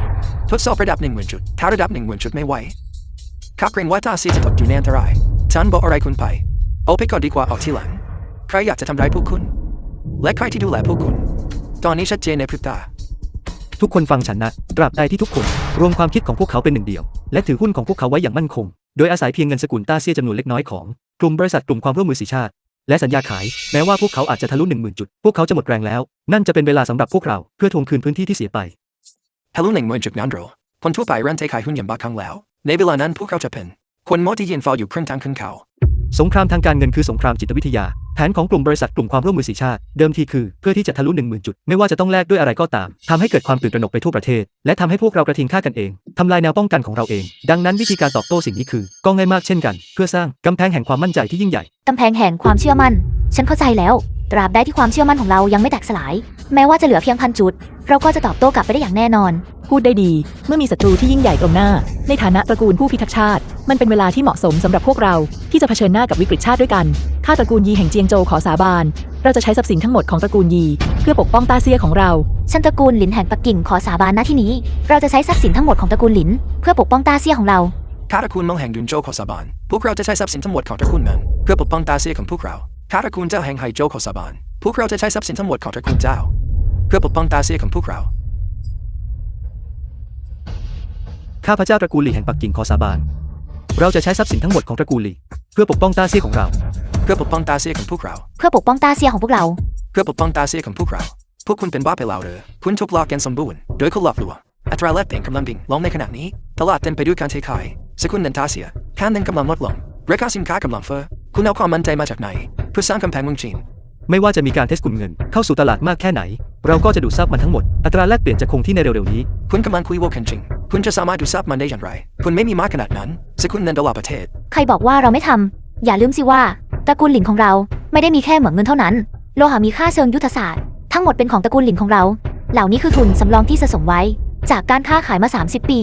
ไม่ใช่สิ่งที่ตระกูลเล็กน้อยอย่างพวกระดับล่างจากเซียงโจวจะจินตนาการได้ คุณลินถึงแม้ว่าตระกูลลินของคุณจะทรงอำนาจแต่ก็ไม่น่าจะร่ำรวยพอที่จะเทียบได้กับประเทศ ฉันบอกแล้วว่าพวกคุณมันพวกระดับล่างจากเซียงโจวพวกคุณไม่เข้าใจอะไรเลยสองเสาหลักที่แท้จริงของต้าเซียซ้ายหลินขวาหลีเมื่อ10 ปีก่อนความแข็งแกร่งของตระกูลหลินของเราเหนือกว่าตระกูลหลีเสียอีก โอเปอร์เทลมันเป็นเรื่องจริงอัตราแลกเปลี่ยนเรื่องที่จะฟื้นตัวจริงๆเยี่ยมไปเลยตราบใดที่อัตราแลกเปลี่ยนมีเสถียรภาพสกุลเงินก็จะไม่ลดค่าแล้วราคาก็จะปรับสู่เสถียรภาพความมั่นใจของทุกคนจะกลับขึ้นมา เหลียงเทียนหยูกลับไปบอกเจ้านายต่างชาติของคุณ ถ้าพวกเขาต้องการดวลแข่งกับต้าเซียของเรา ความแข็งแกร่งของพวกเขายังไม่เพียงพอ ในต่างชาติคนไหนคุณกำลังใส่ร้ายฉันอีกแล้วแม้ว่าอัตราแลกเปลี่ยนจะคงที่แล้วมันสำคัญอะไรมันก็แค่ยืดเวลาออกไปขณะนี้สินทรัพย์ทางการเงินของทุกตระกูลในตาเซียอยู่ในตลาดหุ้นทำไมคุณไม่ลองดูตอนนี้ดัชนีตาเซียใกล้จะร่วงไปถึง10,000 จุดแล้วถ้าคุณเอาไปก่อนหน้านี้ทรัพย์สินทางการเงินของคุณทันสุภาพบุรุษทั้งหลายจะสูญเสียไปอย่างมากที่สุด 20% ตอนนี้ดัชนี10,000 จุดกำลังจะถูกทะลวงการเทขายด้วยความตื่นตระหนกใกล้เข้ามาแล้วฉันสงสัยว่าเท่าไรคนพายุทางการเงินดีตระกูลคุณนางของคุณเทลอยู่นานวันซันแกตะโกนอย่างกระตือรือร้นแกเป็นอาชีพเล่าเรือแกกำลังรับใช้ผู้ฝรั่งในฐานะหัวหน้าทีมสร้างบรรยากาศเรือท่านสุภาพบุรุษทั้งหลายคนเหล่านี้ยังต่อเนื่องมองในแง่ร้ายต่อตาเสียของพวกเขาควรถูกลงโทษโดยด่วนไอ้ชิคาโกแกยับจะพร้อมกับไอ้กุหลาบโนมีดึงทุกคนลงไปกับแกเรือแกคือคนบาปที่แท้จริงของตาเสียเลวไหลกันโตแย้งที่มุมน้ำจะหนีมีกี่คนที่นี่สามารถช่วยแกได้ ท่านผู้เท่าฐานไม่จำเป็นต้องโต้เถียงด้วยวาจากับคนที่กำลังจะตาย พวกเขาแบกรับหนี้สินจำนวนมหาศาลและกลายเป็นสัตว์ประหลาดที่ช่วยเหลือเสือในการกระทำชั่วเมื่อข้าบทขยี้เลยตรงเทียนพลังที่อยู่เบื้องหลังกลุ่มบริษัทสีชาติคนเหล่านี้ก็จะหายตัวไปในอากาศธาตุเอง ไม่ดัชนีตาเซียทะลุ10,000 จุดแล้วทุบอกและตะโกนคำขวัญมันจะมีประโยชน์อะไรดัชนีทะลุ10,000 จุดแล้วและตระกูลหลีของพวกเขาไม่สามารถแม้แต่จะทำการต่อต้านได้แม้เพียงนิดเดียวทำไมพวกเขายังพูดถึงกำแพงแห่งความเชื่อมั่นมันเป็นการหลอกลวงทางเพศท่านพ่อตระกูลสมศักดิ์เหล่านี้จะไม่หลั่งน้ำตาจนกว่าจะได้เห็นลงศพบอกตามตรงตระกูลหลีและตระกูลหลิงเป็นทุนของทั้งสองตระกูลถูกผูกไว้กับเงินแท่งปัจจุบันพวกเขาไม่สามารถระดมทุนได้เพื่อพยุงตลาดหุ้นทำไมพวกเขาถึงโฆษณาชวนเชื่อเรื่องกำแพงแห่งความเชื่อมั่นเป้าหมายของพวกเขาก็แค่ต้องการให้พวกคุณตระกูลคุณนางเหล่านี้เป็นเครื่องสังเวยให้กับพวกเขาเมื่อพวกคุณที่นัดกันหมดแล้วสองตระกูลนั้นก็ยังคงพึ่งพาเงินแท่งเพื่อรักษาทรัพย์สินของพวกเขาก็ยังคงเป็นตระกูลคุณนางชั้นนำของตาเซียนี่คือตัวตนที่แท้จริงของพวกเขาแผนการดิฉันฉลาดมันเป็นอย่างนั้นจริงหรือพวกเราถูกหลอกแล้วดัชนีร่วมโลกอีก 1,000 จุดแม้แต่ 9,000 จุดก็รับไม่อยู่นายน้อยลีท่านยังจะเข้าแทรกแซงอยู่ไหม แน่นอนว่าเราจะทำมันยังไม่ถึงจุดจบของถนนอดทนรออีกหน่อยยังพยายามหลอกลวงพวกเขาอีกลีฉันไม่เชื่อว่าสัญญาซื้อขายเงินล่วงหน้า15 ล้านของเงินที่คุณทุ่มหวังไปเงินที่สอดคล้องกันคือ20,000 ตันคุณมีสินค้าของทางมากขนาดนั้นในมือหรือเปล่าคุณยังมีเงินทุนสำรองมากขนาดนี้เหลืออยู่ไหมข้าเพียงแค่กล่าวว่าข้ามีเงินแท่งจริง 70,000 ตันของเงินแท่งจริงตกจาก 20,000 ถึง 21,000 เมื่อกี้คุณเปิดไป10 ล้านตอนที่เปิดสถานขายพูดเองกับปากว่าคุณยังมีสินค้าของพลันสำหรับสวายน้ำ2 แห่งแม้แต่ข้าก็ยังไม่เชื่อคำพูดเหล่านั้นแต่เจ้ากลับเชื่อมันจริงๆคุณเล่นสกปรกกลยุทธ์ทั้งหมดขึ้นอยู่กับการหลอกลวงแม้แต่วลีนี้เจ้ายังไม่เคยได้ยินตระกูลทรีเชเลสโซทุกคุณหลอกให้เป็นการชั่วคราวซึ่งเป็นเหตุผลว่าทำไมพวกเราถึงประสบความล้มเหลวอย่างสิ้นเชิงคุณมันเทเลจริงๆพวกเจ้าเป็นคนนำภัยพิบัติมาสู่ตัวเองตั้งแต่ความคิดอันชาญฉลาดของพวกเขาคิดอยากจะทำกำไรมหาศาลในสงครามทางการเงินครั้งนี้เกิดขึ้นพวกเขาถูกกำหนดให้ต้องพังพินาศและเสื่อมเสียไร้สาระเจ้าลำพองใจหลังจากได้เปรียบ3 ตระกูลของพวกเราจะไม่ปล่อยเจ้าไปอย่างแน่นอนอะไรนะเจ้าต้องการแก้แค้นงั้นหรือ3 ตระกูลของเจ้าในชาตินี้จะไม่มีโอกาสนั้นการใช้เลเวอเรจสูงเกินไปหนี้สินของ3 ตระกูลของเจ้ามีจำนวนมหาศาลอยู่แล้วแถมชอดดัชนีต้าเซียของเราในขณะที่ค่าตั้งเป้าไว้ที่ 20,000 จุดตั้งแต่นั้นเป็นต้นไปพวกเจ้าทั้งหมดจะถูกชำระบัญชีลิ้วไหลดัชนีได้รุ่งลงต่ำกว่า 9,000 จุดแล้วค่าทำกำไรมหาศาลจากการขายช็อตไปแล้ว20,000 จุดงั้นหรือ ไว้ชาบนาทล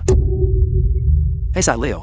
ช่วยอันมินเจ้ากินข้าวของแผ่นดินตาเซียแต่กลับหากำไรจากความทุกข์ยากของแผ่นดินตาเซียแล้วยังจะมาวังอีจัดการเขาซะ ทุกคนอย่าเพิ่งรีบร้อนรอจนกว่าการต่อสู้ครั้งนี้จะจบลงไม่มีใครหนีรอดไปได้ คุณอาศัยแค่กลอุบายที่จองเล่ห์และชนะมาได้ด้วยโชคช่วยในตลาดซื้อขายเงินล่วงหน้า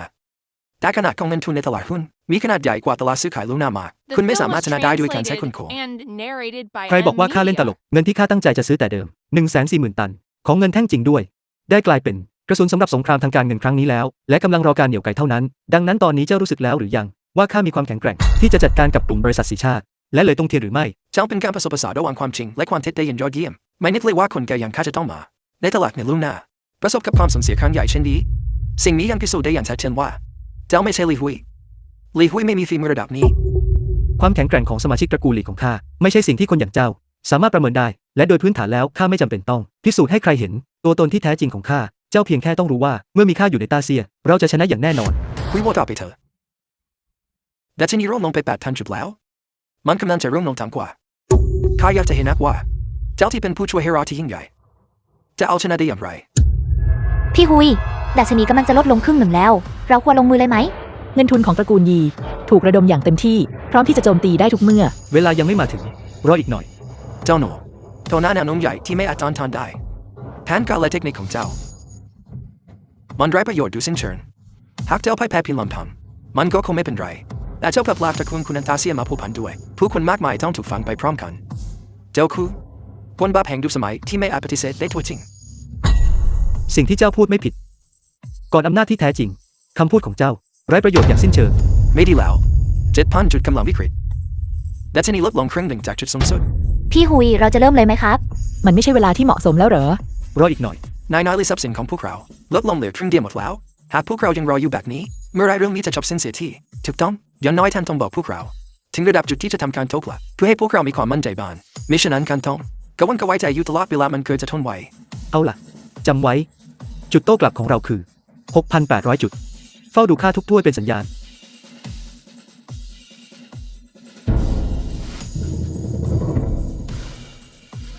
นายน้อยลี6,900 จุดปริมาณการซื้อขายมหาศาลปรากฏขึ้นอย่างกระทันหันดูเหมือนว่าจะมีใครบางคนล้มไปก่อนพวกเรา ดีมาก นำหุ้นที่เราถืออยู่ 30% ไป และเทขายมันทั้งหมด อะไรนะการทุบตลาดงานหรือทุบตลาด เทขาย ทุกมันซะสวรรค์ช่วยคลื่นลูกนี้กระแทกดัชนีโดยตรงลงไปถึง 6,300 จุด สุภาพบุรุษ ปกป้องตาเซียของเรา ดาบชี้ไปที่ 20,000 จุด สู้ สู้สิดัชนีดีทุกพลัดพุ่งทะยานดำสายรุ้ง6,350 6,400 6,500 ดรอปไม้ยืนที่ 7,000 จุดได้แล้วนายน้อยปักกิ่งและก้าวควันไทยล่ะต่างได้รับของสมาพันธ์ธุรกิจตาเซียเพื่อการคุ้มครองตลาดขณะนี้ความเชื่อมั่นของสาธารณชนมีเสถียรภาพแล้วและอัตราแลกเปลี่ยนดรอปมาเป็นปกติแล้ว The film was ดรอปไม้ยืนที่ 8,000 จุดได้แล้ว translated พร้อมเบลระดับ and นี้ narrated by มัน M บ้าครั้งสิ้น Media. ดี ตลาดซื้อขายล่วงหน้าดัชนีหุ้นเป็นอย่างไรบ้าง เป็นไปตามที่คุณคาดไว้ คุณบอกว่า 6,800 จุด การทุกถ้วยเป็นสัญญาณ พบเห็นจำนวนมากของสถานะซื้อที่มีเลเวอเรจสูงสัญญาฟิวเจอร์สปรากฏขึ้น และในที่สุด จากนั้นคุณก็ทุบมันลงไปที่ 6,300 จุด หลังจากปฏิบัติการรอบนี้ พวกเขาทุบแลนพอทั้งหมด เมื่อพวกเขาเปิดสถานะซื้อ เราเปิดสถานะขาย ดูทรัพย์การซื้อขายของคู่สัญญาได้อย่างสมบูรณ์แบบ ทำกำไร1 ล้านล้าน โดยไม่มีอะไรเลย นี่เทียบเท่ากับการตัด แขนข้างหนึ่งของเหลยตงเทียน ด้วยอารมณ์ของเขา เขาคงจะทนไม่ไหวแล้ว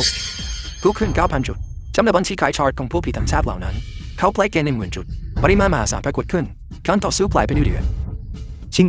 ให้พวกเขาได้เห็นความแข็งแกร่งของตระกูลหลิน เอาล่ะ ฉันทนรอไม่ไหวแล้ว อะไรนะ ปริมาณพุ่งขึ้นอย่างมากพุ่งขึ้นโดยตรงไปที่ 11,000 จุด นี่มันไม่มีอะไรเลย ทุกคนคาดเข็มขัดนิรภัย ข้าจะนำทุกคนโดยตรง เพื่อโจมตี 15,000 จุด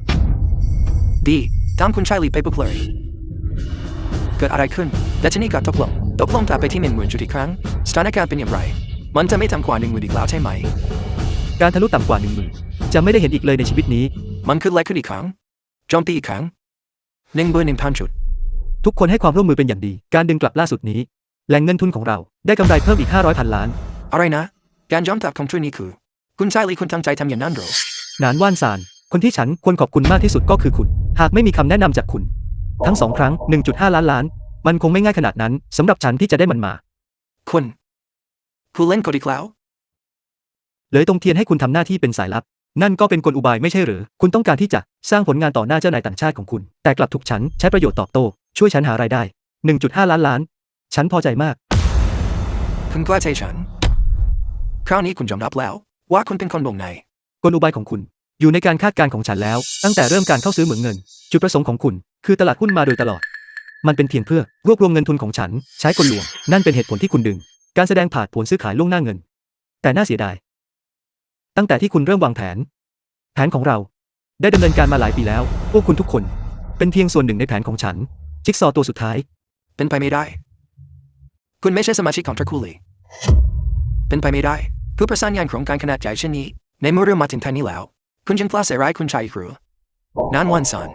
ความผิดทางกบฏถูกตัดสินอย่างแน่นอน พวกคุณไม่กี่คนแค่รอให้ตลอดชีวิตที่เหลือของพวกคุณใช้มันในคุก คุณชายหลี ฉันและพวกเขาไม่ได้เป็นพวกเดียวกัน มันเป็นเพราะเหลียงเทียนอยู่ทั้งหมด ไอ้สารเลวคนนี้ เขาบังคับขู่เข็นฉัน นั่นเป็นเหตุผลว่าทำไมฉันถึงทำเรื่องแบบนั้นกับคุณ ตอนนี้ฉันเต็มใจที่จะเป็นผู้หญิงของคุณ โปรดยกโทษให้ฉันด้วย ใส่หัวไป หญิงฉวยโอกาส ผู้หญิงขุดทอง คุณคู่ควรด้วยเหรอ ที่จะขอความเมตตาต่อหน้าคุณชายหลี สิ่งเลวร้ายที่คุณทำสมควรตาย ส่งกระดาษคำตอบไปหมดแล้ว แล้วยังอยากจะเปลี่ยนคำตอบอีก ความเพ้อฝันแบบนี้ เก็บไว้ฝันหวานในคุกเธอะ จะได้คอยอปล่อยใจไป คุณชายหลี ฉันเป็นแค่ผู้หญิงอ่อนแอ จากครอบครัวที่ยากจน พวกคุณทุกคนบอกว่าฉันบูชาเงิน การบูชาเงิน มันผิดตรงไหน พวกคุณทุกคน เป็นคุณชายและคุณหนู ตั้งแต่เกิด The คุณถือ film ช้อน was ทอง translated ดังนั้น and เพื่อที่จะเปลี่ยนโชค narrated ชะตา by ของฉัน M-Media คุณสามารถทำเรื่องไร้ยางอายได้อย่างถึงที่สุด และใช้วิธีการใดก็ได้ใช่ไหม ฉันไม่เหมือนพวกคุณ ฉันไม่มีทรัพย์สมบัติ นอกจากการขายตัว เพื่อแลกเปลี่ยน ฉันจะมีค่าอะไรได้อีก หยุดเสแสร้งทำเป็นน่าสงสารได้แล้ว ทางเดินนี้คุณเลือกเอง ไม่มีใครบังคับให้คุณทำ ชิวลู่อย่าลืมนะ ว่าคุณเคยทำอย่างไรกับนายน้อยหลี ใครก็ตามที่มีมโนธรรมเพียงเศษเสี้ยว จะไม่เป็นเหมือนคุณ ที่ใช้วิธีการที่ต่ำช้าที่สุด เพื่อทำให้เขาอับอาย นั่นเป็นเหตุผลว่าทำไม คุณถึงนำเรื่องนี้มาสู่ตัวเอง หยุดเสแสร้งและแกล้งทำเป็นน่าสงสาร คุณชายหลีช่วยฉันด้วย ฉันไม่อยากติดคุก ชิวลู่ ฉันให้โอกาสคุณแล้ว มากกว่า1 ครั้ง แต่คุณปฏิเสธมันทั้งหมด ตอนนี้ประตูแห่งโอกาส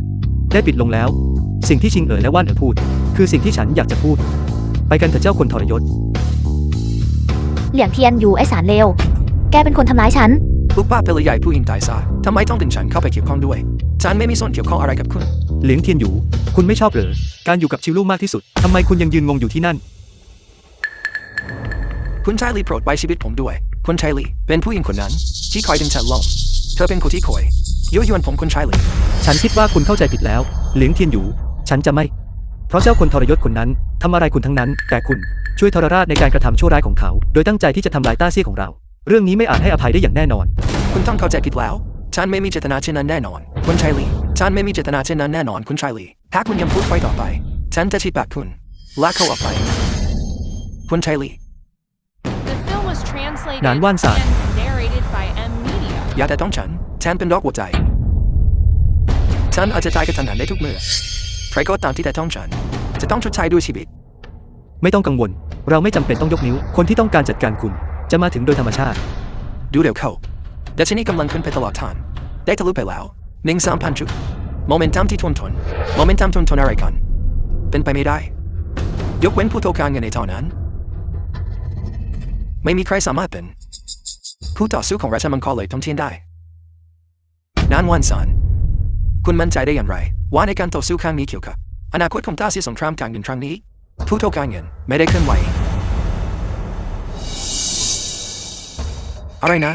แม้แต่คนที่เงียบไปนานอัจฉริยะที่ไม่เคยปรากฏตัวต่อสาธารณชน ผู้ต้องการเงินได้ปรากฏตัวขึ้นต้าเซี่ยของฉันมีโชคที่ยิ่งใหญ่จริงๆ ผู้ต้องการเงินแถมนักเรียนคำจริงๆในตอนนั้นเขาได้ท้าทายกลุ่มชาวบุญโคริยันต่อเนื่องและกลุ่มเบอร์เซนผู้ซัมและยังบังคับให้ราชมังกรนิวยอร์กเข้าสู่การต่อสู้ที่สิ้นหวังฉันเป็นบุคคลที่ศักดิ์สิทธิ์จริงๆน่าเสียดายที่การต่อสู้ครั้งนั้นจบลงโดยไม่มีผู้ชนะที่ชัดเจนตั้งแต่นั้นมาผู้ต้องการเงินก็หายตัวไปอย่างไร้ร่องรอยสิ่งที่เหลืออยู่ในโลกเป็นที่ตำนานดาวผู้โตทางการเงินในอดีตกวาดล้านตลาดการเงินระหว่างประเทศนั่นคือความภาคภูมิใจของต้าเซี่ยของฉันตอนนี้ต้าเซี่ยกำลังมีปัญหาดาวผู้โตทางการเงินจะเป็นไปได้อย่างไรเป็นไปได้อย่างไรที่จะไม่เกี่ยวข้องเขาจะดำเนินการเพื่อรักษาเสถียรภาพของสถานการณ์อย่างแน่นอนเป็นไปไม่ได้ผู้ต้องการเงินเป็นไปไม่ได้ที่จะยังมีชีวิตอยู่ นานว่านซาน ฉันจะให้โอกาสคุณเป็นครั้งสุดท้าย เพื่อเอาใจเจ้านายต่างชาติของคุณ บอกเลยตรงเทียน ฉันคือยมทูตทางการเงิน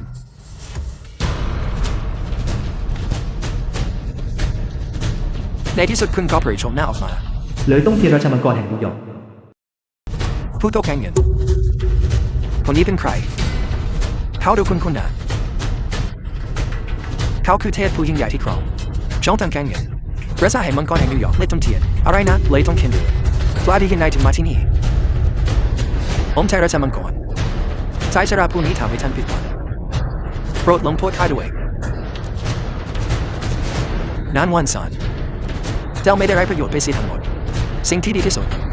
ที่เจ้าทำในวันนี้คือการดึงผู้โตการเงินออกมาชายชราผู้นี้กล้าอ้างความดีความชอบได้อย่างไรนี่เป็นเพราะพระบารมีของฝ่าบาทราชมังกรทั้งสิ้นที่ทรงอำนาจเจ้าช่างมีไหวพริบยิ่งนัก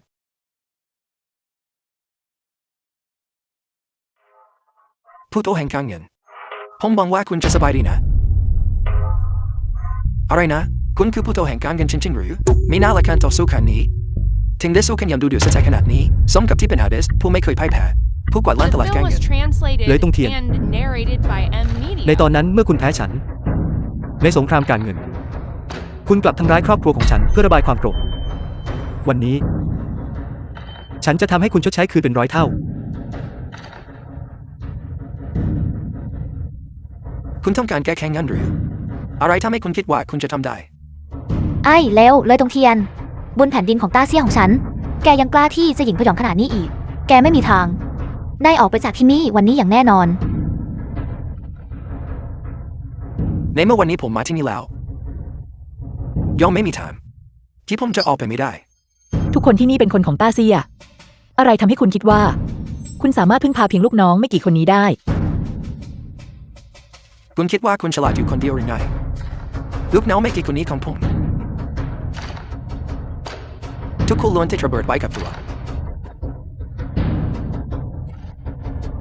มากพอที่จะทำให้สถานที่แห่งนี้ของคุณกลายเป็นกองทรัพย์ประคับธรรม เลยตรงเทียน คุณต้องการอะไร สิ่งที่คุณต้องทำก็แค่มากับผมแล้วเหล่าชนชั้นนำแห่งตาเซียของคุณก็จะมีชีวิตรอดทุกคนมิฉะนั้นในวันนี้ผมจะทำให้เหล่านักธุรกิจระดับแนวหน้าทั้งหมดของตาเซียทุกกวาดล้างจนหมดสิ้นการใช้เพียงตัวผมที่เป็นคนแก่คนหนึ่งเพื่ออะไรกับนักธุรกิจระดับแนวหน้าทั้งหมดของคุณเจ้าเป็นการละเป็นที่คุ้มค่าเหลือเกิน คุณใช้กลอุบายนี้เมื่อตอนนั้นเพื่อข่มขู่ฉันทำให้ครอบครัวของฉันต้องตายอย่างน่าเศร้า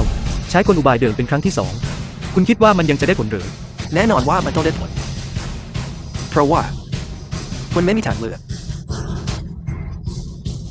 ตอนนั้นฉันไม่มีทางเลือกจริงๆ ตอนนี้ฉันมีทางเลือกแล้ว บุกเข้าไป